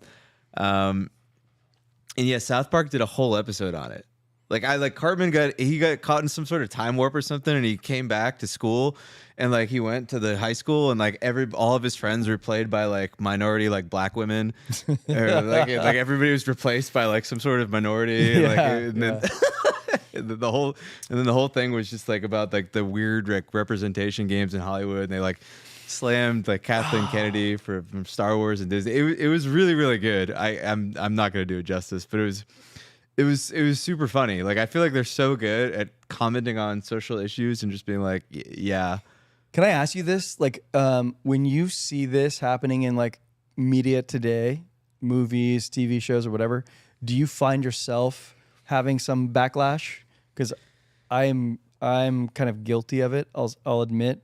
There's a show on Disney Plus, Goosebumps. Do you remember those books? Oh, I used to crush those. Dude, they were the best books ever when we were Crush 'em. 12 years old. R.L. Stein? Yeah, it's R.L. Stein. So they have a TV show, and I literally clicked the first episode, and the first episode was this within the first 30 seconds of the show, they're in high school. It was this transsexual something or other, and all this stuff. I'm Wait, what? it's just because it's Disney. It's Disney wants to make their characters literally Relevant. just like the South Park episode. They have to represent something that I just didn't feel was representative of Can I my. tell you guys a funny story about this? Like, same thing. I was walking my dog Mushi this morning. I walk him every morning, and this is like I have to preface in 2023 that I'm not judging this. I'm just telling you. No, this is gonna be that- good. No, this is. Here it comes. It is good, and it was shocking. Like it was a lot to process because it was like I'm not judging it, and I'm not telling you there's something wrong with this. I'm just telling you how new and how different it is, and how long it took me to process, and that's okay. But this is the reality. I'm walking my dog, and this lady walks by, and she goes, "Oh, they want to say hi," and she's carrying a bag, like a big bag, and I'm like, "Oh, she's got a fucking little chihuahua or something in the bag, like they want to say hi." And then she gets down and she's saying hi. I'm like, and then I'm just like, yeah, what, where? And I'm looking around. I'm like, there's no dog. And it took me like 4 seconds to understand that they were trying to say like a non-gender. It was like a they. Okay, a hold on. they comment. Yeah, we all got no, it. I Armand. didn't Like, get it. No, I'm hold on. still getting it. And it took me no. So then it became. I looked at the purple hair. And then Of the I got woman? it. Okay. Of the woman. And I saw the purple hair and then the they and then the bag and it had like, okay. And then I was like, okay, this is not they plural. But like that actually confuses me. Can I ask a question? I actually genuinely was confused because to me they is plural. But like you so don't. I assumed it was about 2 dogs. I get that. Okay. I often say things like that because I don't know a dog's gender. Without what am I supposed to do? Fucking That's feel for exactly nuts? what I thought was when people say she to my dog, I get hella pissed off. Right. Right. So I actually appreciated it. But then I was like, there has to be a better word here because they made me think about 2 dogs. Oh, There's not 2 dogs. Dog wants to say hi. Here. Yeah, maybe. Actually, that's not bad. That's not bad. But that's like where we're at. And I think society's trying to figure out How to play it. what is the right way. Yeah. Like, how do you do this? What is the word? To your point, I think most people want to be friendly and abide by whatever is not triggering, like because the world is actually quite nice. Yeah, people totally. actually want to be nice to each other, and they're trying to find the right word. Yeah, which and is she where was I'm so at. sweet, and it was like clear that it was like from a place of like respect of wanting to make sure that like she didn't mischaracterize, and I don't know, maybe she was a they, by the way, that she didn't mischaracterize him as a her or whatever it was. okay, so but- I have a confession to make. okay, I'm still not sure if you're saying that the lady was referring to herself in the first person as they, or she was saying like they to your dog. Steven, I can't handle that level of 2023. I can't handle that level. Because if you're just I saying didn't like know that was an option. okay, so because if what you're Because saying if that's is an option, for that reason, I'm out. if what you're saying is the lady looked at your dog and said, "Oh, they want to say hi," because she wasn't sure if the dog was a man or a woman, that is like my default thing. I do that all the time. Okay, Caesar's right. You say, "What's up, dog?" That's just, I feel like that's the move. that's the play. What's good, dog? What's good? Or pup? I Hey, feel pup? like they How is about like what happened to Hey I Pup? don't want to misgender pup. dogs. What happened to Hey Pup? Hey, pup. Love your pup. Hey, cute pup. Oh, the pup wants to say hi. Oh, they want to say Yeah, hi. I didn't know that they might be referring to themselves. But is that what they were doing? I still don't know. We'll never know. Because I'm assuming they were just talking about your dog, in which case I think it's a Steven, totally normal thing, and it's the thing I do all Steven, the time. If it wasn't clear already, that's all I have to say about that. I'm so confused. Can I actually go back to the goosebumps thing? Because I got self-conscious a little bit about it because I feel like I might you have come like off that as an full circle? asshole You about like the that? goosebumps thing. My problem with it is like, why do we have to like insert this like representation in a way that is not. It's not organic. I think that's my. I think that's a lot of people's problem. It's like you just need to like shove it in. The problem, that's part of the problem. The core of the problem is that I am required to instantly abide by your rules. That is the real problem. That's interesting because like I'm like And I'm not allowed to make a mistake. And if I make a mistake, I am shamed. yeah This is the problem people have in the workplace, right? yeah They're shamed for something that they didn't know, and everyone's afraid to make a mistake. So everyone tries to follow the rules and enforce the rules, knowing that they're actually not knowing and not realizing that they're next on the chopping block. like on a work email, like I haven't worked in an office in a long time, but I like see work emails just floating around that are like, yeah, signed, Craig Walker, he, him, whatever, and it's like, who gives a fuck, Did he Craig? use whatever? well, that is that at this Whatever point, would be a good one. No, it's like Whatever he, would him. be a good one. No, yeah. It's not. Whatever it's not, would be like he says like he, him Whatever, after whoever. Craig, and it's like I don't give a fuck, Craig. Like just give me the email and I'll just respond to the email. Well, dude, that's like literally like a part of your profile at this point. Like that's so commonplace in society at this point to put that. And if you sign up for, I don't know why I said LinkedIn like 4 times today, but if you sign up for like LinkedIn right now, they'll ask you that. Like it's probably in your profile. Isn't you know? that stupid? Like I have this. I don't know. I have this whole I thing don't know. about like I don't actually need to care about it because like imagine if you said like I'm Eric Johansson. I'm into sex with women and I'm into like like Asian chicks and whatever. It's like you just like put No. slash on all that. It's like I No. don't care, No, dude. no. This is different. This is different. To defend this is about Just this is respond to something the email. To people that care about this, this is as close to their name. This is like their identity, right? This is their gender. But like just put your name. Like why do you have to associate all the other I know. things? Yeah. But to them, to people, it's not something that everyone needs to put, in my opinion. But those that care should put it, and as long as they put it and they don't make people feel bad about making a mistake and the time that it takes to get used to getting it right, I'm fine. I'm fine with that. If you want to be a pronoun that I've never heard of before, I have no problem with that. But please don't expect me to know it instantly and allow me the same amount of time it takes to learn a name. Like, and to get to know you. That's fair. I think that's fair. I think I would rather them just sign instead of their name, just sign by whatever you want me to call you. And then in my response to the email, I'd be like, okay, Oh, I see what you're saying. him. Like, just Like, name is better. whatever. Like, yeah, be your whatever. name. Like, I'm just responding to your email. I don't give a fuck what you like. Well, back to the sexually old oriented to. pendulum. This thing has gotten so out of hand that there's no way it's going to continue going in the direction of infinite complexity, right? It couldn't be more complex at this point. It's not going to continue. Yeah, it doesn't get more complex. It's going to self unravel. It's like just Yeah, inherently it's not- contradictory. But like, it's not I think what's working. interesting is like why you are upset by like the goosebumps and why you're upset by the email.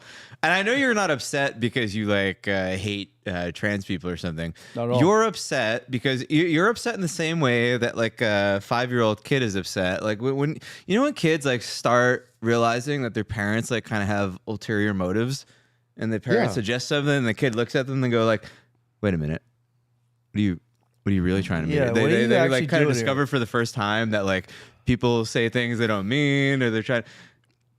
Like you just have like this like little voice in the back of your head. You're like, hold on, somebody's telling me to think something. Yeah. Yes, dude. And I don't- think like I don't like being told what to do. basically what I saw that they were portraying a high school experience right on the show, and then their portrayal of the high school experience was like completely washed to the Disney version of the high school experience. When I was like in my mind, I'm like, that's not like how it goes. I'm going to try and fuck with our brains and say, and I'm in this mood today of like slightly contrarian, right, about this, boy. but what was the difference with everything that you already thought was okay? Why was that not propaganda to begin with? What? For its time. Why was that Hold in on. its time? Why is your Hold on. truth that you were given not the same version? It is, and you know it's true, because through time changes everything, perspective changes, society changes, and cultural norms change. The conservative idea is that the idea that I hold is probably valuable enough to protect. And every generation goes through this to a certain degree. So the propaganda that you see today, the initiatives that are pushed for that are initiatives that were pushed onto you, but the difference is you didn't resist them. You were indoctrinated by them. And according to the generation that came after you, it's the same shit. Excuse me, the generation that came before you, it's the same shit. I leave the floor open for I don't that. know. It just popped in my head, and I'm like, yeah. And to be fair, like, who knows? Like, maybe in our generation when we were growing up, like, first of all, I never saw. let me give you an example. It used to be okay to treat women like shit, Yes, in the 50s, right? and then like in the It 90s. used to be okay for it to just shut up. You Remember could the literally say 90s that. when like we were like, Oh, I'm being ridiculous to like make a in the point, 50s right? we're awful to women. In the 90s we're awful like to I'm gay getting people. baited. We were Huh? like, I feel like I'm getting baited. No, you're not getting baited. feel like Hop I'm getting in. The water's baited. warm. no. In the This 50s, is real. in the 50s This we were is like, real. No, what you're conflating like a time where you ask people to like modify behavior and be like, hey, this is a morally bad thing and this is a good thing. You can argue about whether something is like good or bad or undesirable, desirable. Okay. Versus like you're saying like, Let me- see the let me- sky? no. That's not blue. Okay, It's let me yellow. let me make a different example. I'm not an example guy. I'm more of like a theory guy. But let me make an example. Racism used to be okay. right. Majority of people were okay with it. All of a sudden, all this woke shit starts making its way into the media where you're not allowed to say certain things, and you start to say things in words, add words that we didn't have before. You started to have to stop saying the words that you were used to saying Right. and started saying new words. Same shit. And the civil rights movement Same wasn't even shit. that long It's ago. called progress. What do you? You're baiting me. I know that you're baiting No, I know me. he is trolling. He is trolling. I but- know but that it's you're like a- making very poorly like I told you I'm arranged not an example analogies. guy. It's a pretty good You're troll. though. trying to troll me. I'm You're not trying trying to troll you. I know I'm it's a making troll. genuine, I'm not taking the bait. No, I'm not. I'm making a genuine attempt at having a conversation about this. I have a very early hypothesis that it's all the same shit throughout history. It's not the same shit. Tell me why it's not instead of just telling Armand, me I'm trolling. Do you Tell think, me why it's okay, not. do you think these two statements are equally logically valid? Statement one, Okay. Armand, black people are cool. There's nothing bad with them because of the color of their skin. And you shouldn't treat them any differently. You shouldn't treat anybody differently because of the color of the skin because they're all humans. Statement B, Armand, men can have babies. Do you think those are equivalent, like logically? Okay, I see what you're doing. But that's what you I said. see You're what like, you're it's the doing. same thing. What generation comes I see what along with you're their doing, crazy but ideas I and they're think just all that the same? You just took the most extreme example of the new sort of paradigm truth that's it's being literally presented. the thing he was just talking about in the Goosebumps example. I don't. Did you mention something about men being pregnant? Yes, that's an underlying. He was like, oh, I thought we were just talking about like the presentation of pronouns and the importance of them and that they exist. I thought that's what we were talking about. no. Well, Okay. there's Move along, Bucko. There's Keep up. a societal undertone, underlying all that as well, which is like There's a societal undertone that racism isn't okay either, and then it eventually became mainstream that it's not okay. Okay, there's a difference between trying to convey ideas to people, convince people of ideas, especially ideas that aren't like verifiably false, right? That are just like a different perspective on the world. And then there's like the Orwellian like 1984 thing where he's just like the party will convince you that 2 + 2 = 5. I'm not We're in, going. like, the- I'm not going to debate this version of my argument that you're laying out because this is not my argument. However, But no, that is the no, you're proper doing- analogy. you're trying to beat the troll by doing the thing that you do, which is to take another I'm version taking of the your bait argument like a and make moron. it sound absolutely taking your bait redacted. like a moron. No, That you're was- making it sound absolutely redacted as if I'm like comparing apples and complete like plums. You are and I'm comparing not apples comparing to plums. apples and plums. You're comparing apples to monster trucks. I'm asking Like, you, what not do even you edible. think of the argument I'm actually making? I got to admit that was like pretty good judo that you just did there. I You like- know what he's doing. We've been through Well, this before. Okay, Is there now, look, we know what you're doing No, right now. I know what you're doing. I'm 160 Nobody is episodes fooled. into this podcast. Yeah. This is 7 years in this relationship. In I know my what you're opinion- doing. I'm just mad that I took the bait. Honestly, Olympian honestly, judo I'm players. just disappointed in myself. I want to know what you think of my actual argument. I don't know what your argument is. Oh, okay. That's what I Eric think of your does. argument. Eric, what do you think about that? You understood everything I said. Did you understand what he said? Yes. What I understand is that there's like 2 judo specialists that that are like trying to play their game as best as possible. Elon and Zuck. Yeah, this is Elon versus Zuck. Am I Elon or are you Elon? I'm bigger than you. I think I'd rather be. Did you hear? You're not bigger than me. I'm I mean, you might be 203. now. Way bigger dude. than you. What are you talking about? 203. I was 200 pounds in January. Okay. What happened? And I lost weight. Did you start like a taking healthy Ozempic? human being. You started taking Ozempic, didn't I started playing pickleball. you? No, you started taking Ozempic. Yeah, I see those What did cheeks you caving do? in. I'm shockingly dense. I'm like 190 pounds. You are dense. Shockingly dense. You're Eric is 190? like a Eric noodle. is a little a Fabergé noodle. egg over there. He's tiny. Literally You 145 guys pounds. are over on there. death's doorstep. What? You're literally like gonna bloop, just break. You're about to break. Bro, I have like a 12 pack. Okay, I don't need to. Oh my god. Although apparently I have very high cholesterol, so I'm not that. Yeah, so do I. Yeah, It's mm. okay.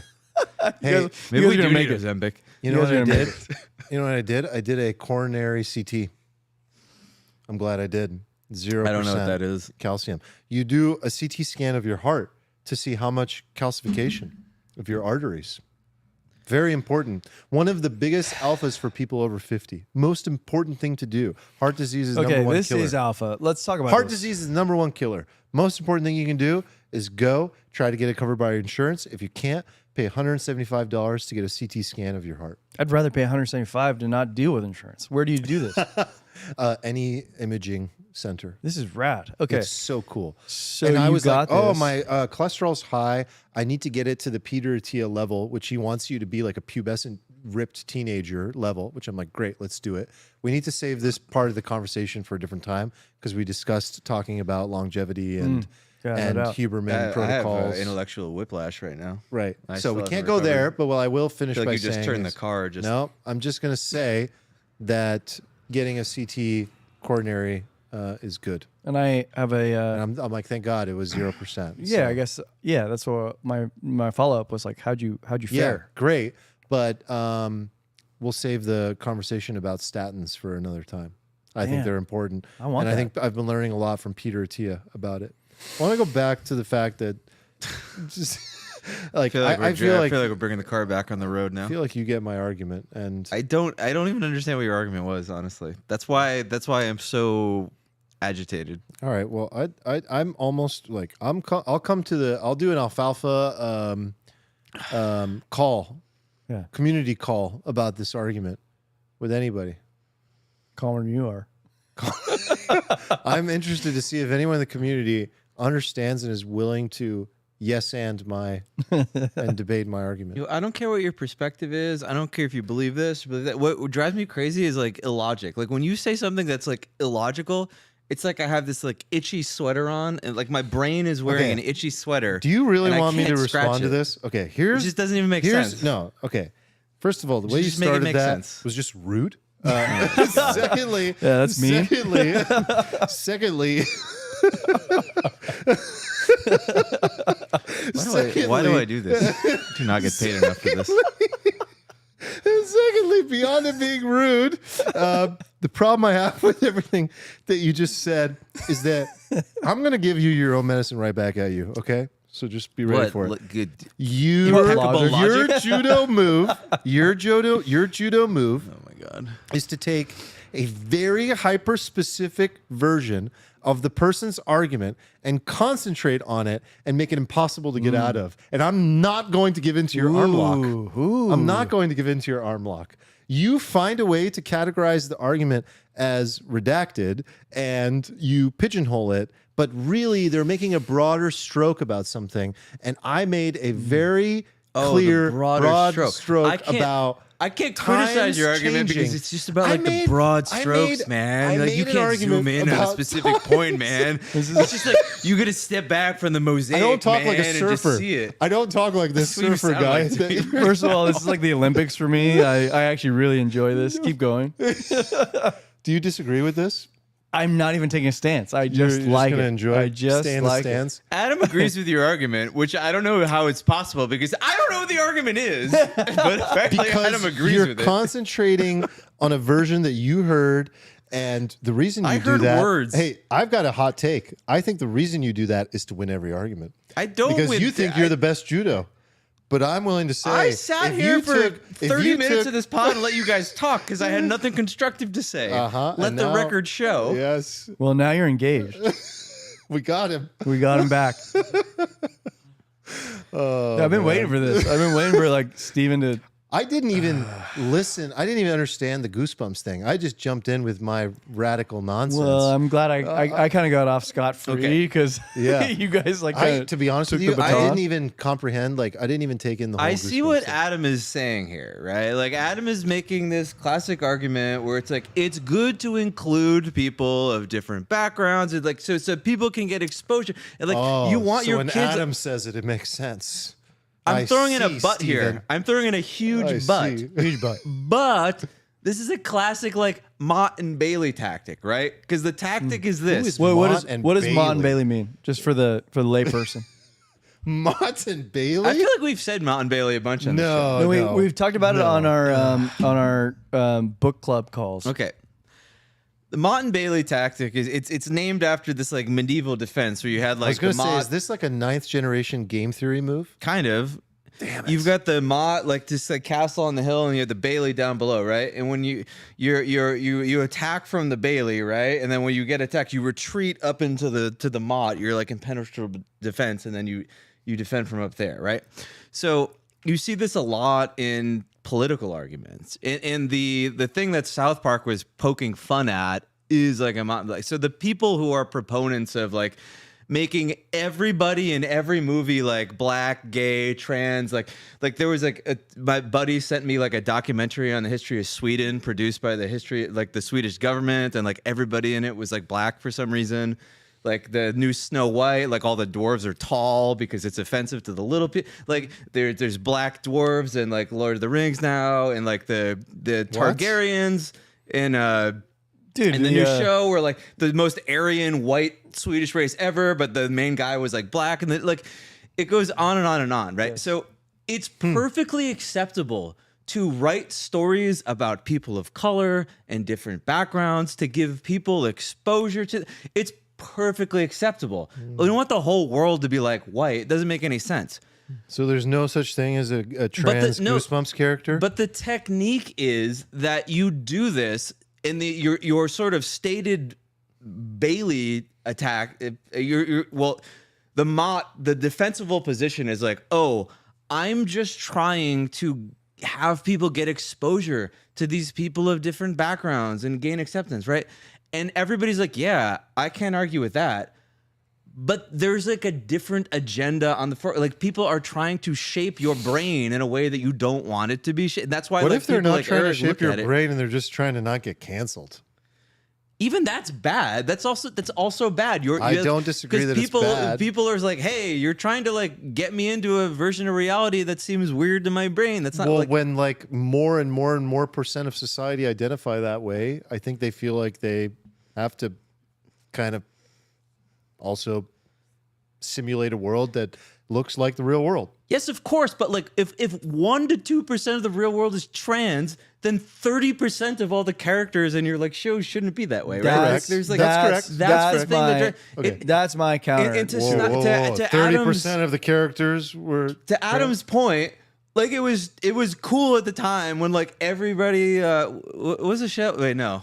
What was the show in the 90s with the gay character? I can't even remember anymore. Was that, there only- was there that only one one? show There in was the only 90s. There was a show in the 90s. No, it was a big deal. And people were like, oh my God, there's a gay character on TV. Are you talking about Will and Will and Grace. Yes. That was good. Having Will and Grace was good because people were like, oh my God, like gay people exist, right? But Yeah, like it was a making big deal. literally every character gay, making like James Bond like a black woman, making Snow White a Colombian, like making the dwarves tall, like there's a line where you becoming a parody of yourself. And that's what South Park is making fun of. That's what a lot of people are like. And it's hard to criticize it because when you criticize it, you open yourself up to people being like, oh, you're racist, or oh, you hate gay people, was or about- you hate I trans was about people. to say that right? about- And yeah. that's like the evil of the tactic. Like whenever you want to, you can just retreat to your little fortress of like, oh, I'm just trying to But meanwhile, you're like pushing an agenda on people that people don't want, and that's the Mott and the Bailey. Right? That's it. You're attacking from the frontier. Whenever you get a counterattack, you retreat to your little defensible fortress and be like, "You're a racist. You're a sexist." We got you're Steven confirmed. We got Steven. Yeah. Like that We is got like the him, root dude. of my problem, and I understand that's like a nuanced issue. No, and like some people are but going to be like, that's "Oh, the problem. That's the problem. I wanted to disagree, but I can't. Like, I agree I agree to agree, like on all that. But like, if we're talking about Goosebumps introducing one because I literally didn't. I don't know. I kind of tuned out. I was like, I just heard, oh, there's a character, and I was like, I'm going to run with that. Yeah, if it's just like an occurrence of that, I think it's fine. But it is fine, but that's not what it is. And that's why the South Park was made, and that's why everybody laughed at it and thought it was funny. Because everybody behind the scenes is like, this is kind of weird what's happening. But I'm okay. So I'll go into your argument, right? Like I think this is the fair way is like I come to your stage, I'm in your stage and I hear your argument and I go, yes, okay, I agree. Now I want you to come to my stage and I want you to come to this thing. And I want you to tell me if you agree or disagree. Okay. That over time, as progress happens, things that look stupid and woke have been happening forever, and it's always been the same. It's not different. Agree or disagree? I disagree. I think over the course of history, if you look back on past civilizations, as a rule, they believed very stupid shit that we don't believe anymore. Like we think like in this like weird way where like people have this particular mindset where like, oh, yeah, older people thought this thing was crazy too, and now it's normal. And they think like history has been this like clean line of like society believes a thing, one group believes something crazy, and then they're proven right, and then they keep pushing the ball forward. In reality, you have like a survivorship bias of some ideas. Most of the ideas that society believes in a generation end up being stupid. And like this even goes into the realm of like medical science, right? Like we had an entire area where people were like gluing leeches to you and believed all sorts of stupid, crazy shit. Like it is not a given that just because an idea is new or progressive means it is good and will stand the test of time. You're judoing it again, though. No, I'm not. No, I think it's a very like just no. I hear that. You could just argue with that point. I'm not judoing it. Fine. Okay, fine. Yeah, that's also something I agree with. Okay, like I can't disagree with that.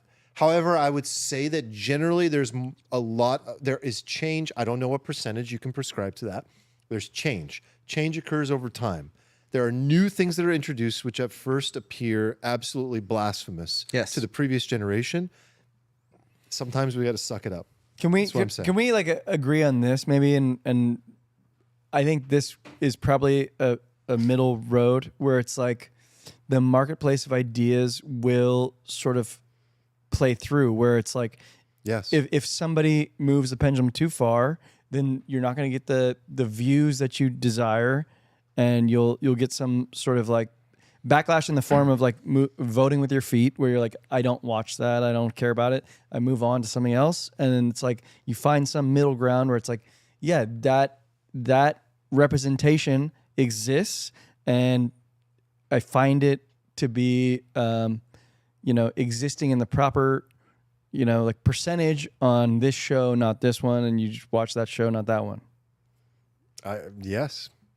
I think so. But Yes. I guess like you guys are both right in a sense, because like, yeah, that is like progress, but it's also like, in a sense, shoved down your throat right now. Yeah. In a way. I appreciate the nuance here. I do. Like the nuance is real in this. Yeah. But I think that's an interesting point that like most things end up like being bad ideas. And that to your point, EJ, it's like there is a sort of like UFC ring that all ideas enter into, and most of them don't make it out alive. Yeah. And that's fine. But I don't think this is one of those. I don't. I think this is here to stay. And I think it'll be to a lesser degree. I think the gender what is thing. It? The gender thing. I think the gender thing is here to stay. And what is the gender thing? Well, the gender thing is the ability to have some level of fluidity, and I think it's the ability to self-identify. And I think people are going to hold this, and I think it won't be to the degree that it's like been today, which is over a line of probably the level that is clear and sort of like logical for the majority of people. It'll start with this extreme, and then it'll have to like land in a place where the majority of people accept it and play with it and are able to adapt to it. And that's where it'll land. But I don't think that's going anywhere. And I think there are other ideas that we could bring up that will die, that will not make it, for sure. There are plenty of bad ideas that have come up in the last few years. There are many bad ones. A lot of bad ideas. And Many. Okay. So if you're Hollywood and these things are great and these people, like, what you should do is create new characters, new stories centered around these people. It's like one thing to be like, oh, there's not enough representation of like black lead women in Hollywood, so we're gonna create this new character, and like I feel like they did a pretty good job with it. Like in Marvel, right? They made Wakanda, and there's good examples of them like creating new movies, but like that's very different than just being like, yeah, the Little Mermaid's black now. Fuck you. Well, Wakanda if you don't like it, you're racist. Like, I thought Wakanda was like it's a good different. example because like Wakanda is supposed to be based in Africa. So like If you're worked so well. if you're based in Africa, then the people probably are going to be black. Like the native people are going to be black. That makes sense to sort of most observers. Yes, it's logical. It makes sense. And so nobody had a problem with it. Yes. Like it's like these companies like Disney, they're just like rage baiting their own audience. Like they take people like me whose brains are like, look, I just don't do illogical stuff. It drives me crazy. It's not logical to do that. And then they go like, oh, you mad, man? Are you mad? And they're like poking you with a stick. But they're not doing anything. They're just like they just take some old story and they just like what color can we change the main character to make the audience really mad? And Can then we they make do this it. And the black audience is or like, what are you doing? And gay they or like trans and and just like spin it? Disagree. They're not trying to make the audience mad. They're trying to please a larger percentage of the public and make more money. But I actually think this Interesting is take. like Stock price disagrees with you. I actually think that Armand's right, and I think that Ticket sales. they're missing the point because to what you said earlier. They might get it wrong. No, hold on. I think this is what they're doing. They're trying to cater to the audience. Yes. But they're missing the point that the audience isn't being represented by the voices. The voices are the loudest ones, Correct. which is what you said. It's like these like vitriolic That's what I sort of learned. loud ones, and it's like the majority of the voices aren't just speaking up, and they're trying to cater to the loud voices, and they're saying, oh, well, these loud voices actually want this, that, and the other, and they're like now making their shows this way, and it's like they're missing the actual audience. That's like, That's right. we're not asking What you for are that. making is an exactly- argument about intentions, which we can't have an argument about because I don't know the intentions of these nobody people. does. What I can tell you is that what they are doing is inherently unproductive and patronizing in a way, right? It's unproductive because they're basically just irritating a bunch of their fans, right? It's unproductive because they're not like creating anything new and substantial that like honors like these people, right? And it's patronizing because they're like, if we just change this character's skin color, you'll be happy, right? You won't be mad at us. I think we need to wrap with your review of the Barbie movie, Steven, because you never did say. Did I never do a review of No. the Barbie movie? You I've said never- like 3 I've weeks in also- a row. You're like, I'm gonna go watch this. I've with also my never girl." seen it. Have you seen it? No, Yeah, me neither. God damn it. Okay, so but you I never thought gave your review. I thought I did. Did I only do that in the Discord? No, it's perfect timing. That's what we're talking about. Let's wrap with that. yeah, what happened in the God. Barbie movie? I feel like I already got all this out of my system and now I have to like rehash It's not this exactly trauma. the same.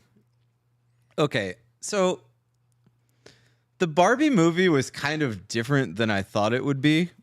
I thought it was going to be like a really super cringe, like modern feminist movie where there's like all these like cringe, and it does have some of those cringe moments. Like there's this speech at the end where she's just like, oh, it's hard to be a woman, and just goes on this like rant about why it's like so hard to be a woman. But it's like there's nothing unique in that speech. It's just like stuff you hear over and over and over and over and over again. And it's just like, yeah, that is hard. I empathize with that.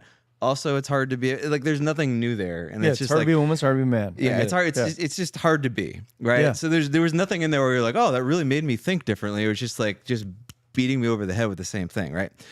The annoying part of the Barbie movie was that it was just like a fucking terrible movie, right? Like it had okay, so this happens a lot where like you have this movie where they try to like put these like strong feminist characters in. And in the end of the movie, like the irony of it is they make the feminist characters like unenjoyable. Nobody likes them because they're like cartoon characters, right? Like you saw this in Star Wars with Rey. She's like the super boring character. She's just good at everything. Nobody knows why. She has no weaknesses, and she's just boring. And then like Hold on, can you remind me which Star Wars movie that is? The new ones they came out with like J.J. Abrams, like after they ruined them. I know, for but like everybody. because I'm not a Star Wars fan, but I did particularly like one of them that was called like A New Hope. A New Hope. That's like the first one that was ever made. It's a great movie. No. It was like a recent talking one about new of the new ones. Like Then it wasn't good. it was when they steal the Death Star plans. Oh, Rogue One. Yeah, that was fucking. That one was good. That was actually, rad. because that one had actual character development and no Okay, weird so agendas. that in it. It was wasn't the just a good girl. movie. That wasn't the girl you're talking No, about. that was Okay. just like an offshoot of But the she universe. was, I think, sort of a female lead. Yeah, she was a female lead. Yeah. But she was a good example of like an appropriately written female lead where it's a good character. Yeah. Like Hollywood does this thing where they're afraid to write female leads and have them be like weak or dependent on men or anything. So they write them right. into these like super boring characters that have like no flaws. I'm actually no a little worried journeys. that Dune 2 will do this. Yeah. Ooh, with So- Because Zendaya. everyone gave shit for her not getting enough airtime in Dune 1. Yeah. And I think they're going to over-index. It's gonna be terrible. And it's going to be I could totally see that. that. Because she didn't really have much. She didn't have a scene. She spoke Yeah. 3 words. Yeah. So the irony of the Barbie movie is that the best character in the Barbie movie is Ken. Because Ken is the only character in the movie that has like a story arc. Like Ryan Gosling plays Ken for Everybody Living Under a Rock, and like his character arc in the movie is like actually good. Like he starts in a place, like he goes through this development, he gets in a play, like there's like actually this journey you go on with him, and it's like kind of funny. Like Ken starts off in Barbie Land, he's like subservient to the Barbies, and he just beaches all day. Just what do? You Ken? I beach. I beach. I sit like around pretty- my shirt off and I beach. And then he like goes good to the life. real world and he discovers like the patriarchy and that men run things. And he's like, he sees men riding horses and he's like, oh my God. And he goes back to Barbie Land and he brings that back to the cans. He's like, we could be so much more. And it's like kind of funny. But like the Barbie is just like, she wakes up one day and like her feet flatten and they're not like permanently up, and she goes to the real world to find out what's happening. But it's just like there's no character development Okay, for Barbie. so- She's just like a doll the Okay, whole way. so There's nothing interesting about her. That's sort of transactional. What's like your criticism of it? Like, My criticism of the movie is that it's stupid. It says nothing.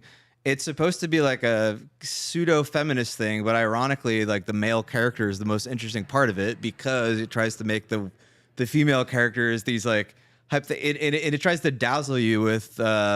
It is very pretty. It's like a a- good-looking movie. it's sort of like neon colors. Yeah, it like dazzles you. It's like very modern Hollywood, where it tries to dazzle you with the set and the colors or whatever CGI, and it tries to obfuscate the fact that there's no fucking story, right? Like in the movie when they're giving you the plot, like there's this character Weird Barbie who's like comes in and tells Barbie what she has to do, and at one point she literally is just like, "Don't think about it too much."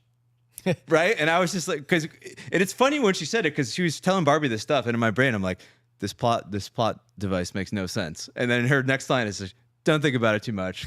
Like you fucking loser out there. It was literally for you. Steven in the audio, you take everything so seriously. literally for you. You think your movie should have plots and like character development. Oh my God, what a drag you are. You must be really fun at parties. That was basically what the movie was saying to me. I love that they talked to you at the exact moment that you had the question. But yeah, it's just like nothing. It's just like nothing happened as far as the Barbies go. Like it doesn't make sense. The plot doesn't make sense, and what happens is people are just like, "Why are you overthinking it so much? It didn't have to make sense. It was fun. Didn't you see the dancing? Didn't you see the colors?" Well, do you agree with that as a principle, like irrespective of this movie? Because I think a movie is for entertainment, and if it's just supposed to be entertaining, that's okay. I get the idea that if you are entertained, but like I say this about wine, right? Like if you like wine, like who am I to tell you that you like that glass of wine, right? But I can still object to people like telling me like, no, this is good. You don't see that this is good wine, this and I could is, be like, like, no, yeah, this wine is trash. Like this you want to is, like like, this wine, good cinema. that's fine, right? So that bothers me. Yeah. But it also bothers me when society as a whole like sells out that if like a movie does like $6 billion at the box office and the movie's like complete trash. Like a part of you is like, I get that people are just having fun, but also this kind of feels like the downfall of art, you know, like, and you're balancing that in your head. So like, I totally get people can like what they want, but also as like a person who likes movies, who's like likes art, who likes writing, like I like lament the fact that these things like kind of, and like, look, I really like Star Wars and the original Star Wars. It's not like Shakespeare wrote the damn thing. But there's still like character arcs, like people go through journeys. There's like a hero's journey. Like this stuff happens that like makes it, and it's not trying to hammer some dumb message home to you. Whereas, How do you like, feel about Barbie's my just take that the- Rogue One is the best Star Wars movie of all time? Okay, so I have a hot take that First Rogue of all, One is it's the Return of the Jedi. Okay, Return of the Jedi is the worst of the first three. That's the movie that all the noobs think is I'll good. tell me you know about Star Wars without telling me you know about Star I feel like that's the only name I you actually knew. don't know anything about I think Star that's the only Wars. name you knew. You just threw it out. I thought it was good. Max just said the most hurtful thing to me in the chat. And he Wait, said, Steven, said you that really I don't middle think curved Return of the Barbie Jedi was movie. good, even from the first three? Everybody loved It's the it. worst of the first three. What? Yeah. I mean, all the first three are Okay. amazing. Okay. Star Wars movie is number 1, Empire Strikes Back. It was close. Number 2, A New Hope. I say number 3 is Rogue One, and this is a hot take that people would disagree with, but I actually think Rogue One is better than I don't Return of the understand Jedi. the order. I've lost that. It's not that hot, dude. completely. I just called it number 1. You called it number 3. No, I mean the order of the movies, the way they were made. Rogue One's the only movie I like really connected with. Like I never really was a Star Wars guy, but then when Rogue One, I saw it, I was like, okay, It's like this is whole fucking Back dope. to the Future, Back to the Present thing. I lost Rogue One was track. good. No, Really there good. were some of them were really good. We still need to turn chat You know off. what's I'm really still in good? pain. Mandalorian. Dude, it's sick. Mandalorian is really fucking good. Season 1's good. Everything else is terrible. Andor is good. Andor is good. But then they made like they made like all these other random ones that are I just bad. want to watch Napoleon. Couldn't come out sooner. Napoleon is gonna be so Soon fucking enough. good. I'm just happy that Napoleon's not played by a Hispanic woman. Yes, yes. Not because I have a problem What with do you Hispanic women. have because with it makes Hispanic woman, makes dude? no historical sense. Yes. Wow. Yes, I. You completely don't agree. think a tall Hispanic woman could play a short French man? I'm out. I'm out. That's so insensitive, dude. And that, guys, concludes our Such a good thing that I don't have an podcast. employer. Thank you for tuning in. It was a great episode. We got Steven. We finally got him. We finally got him. Yeah, I feel And, defeated. Honestly, I'm just going home. If you enjoyed this episode, send it to a friend. If it wasn't this one, I'm Don't sorry. send this episode to a I'm friend. sorry. That was Send terrible. a different one.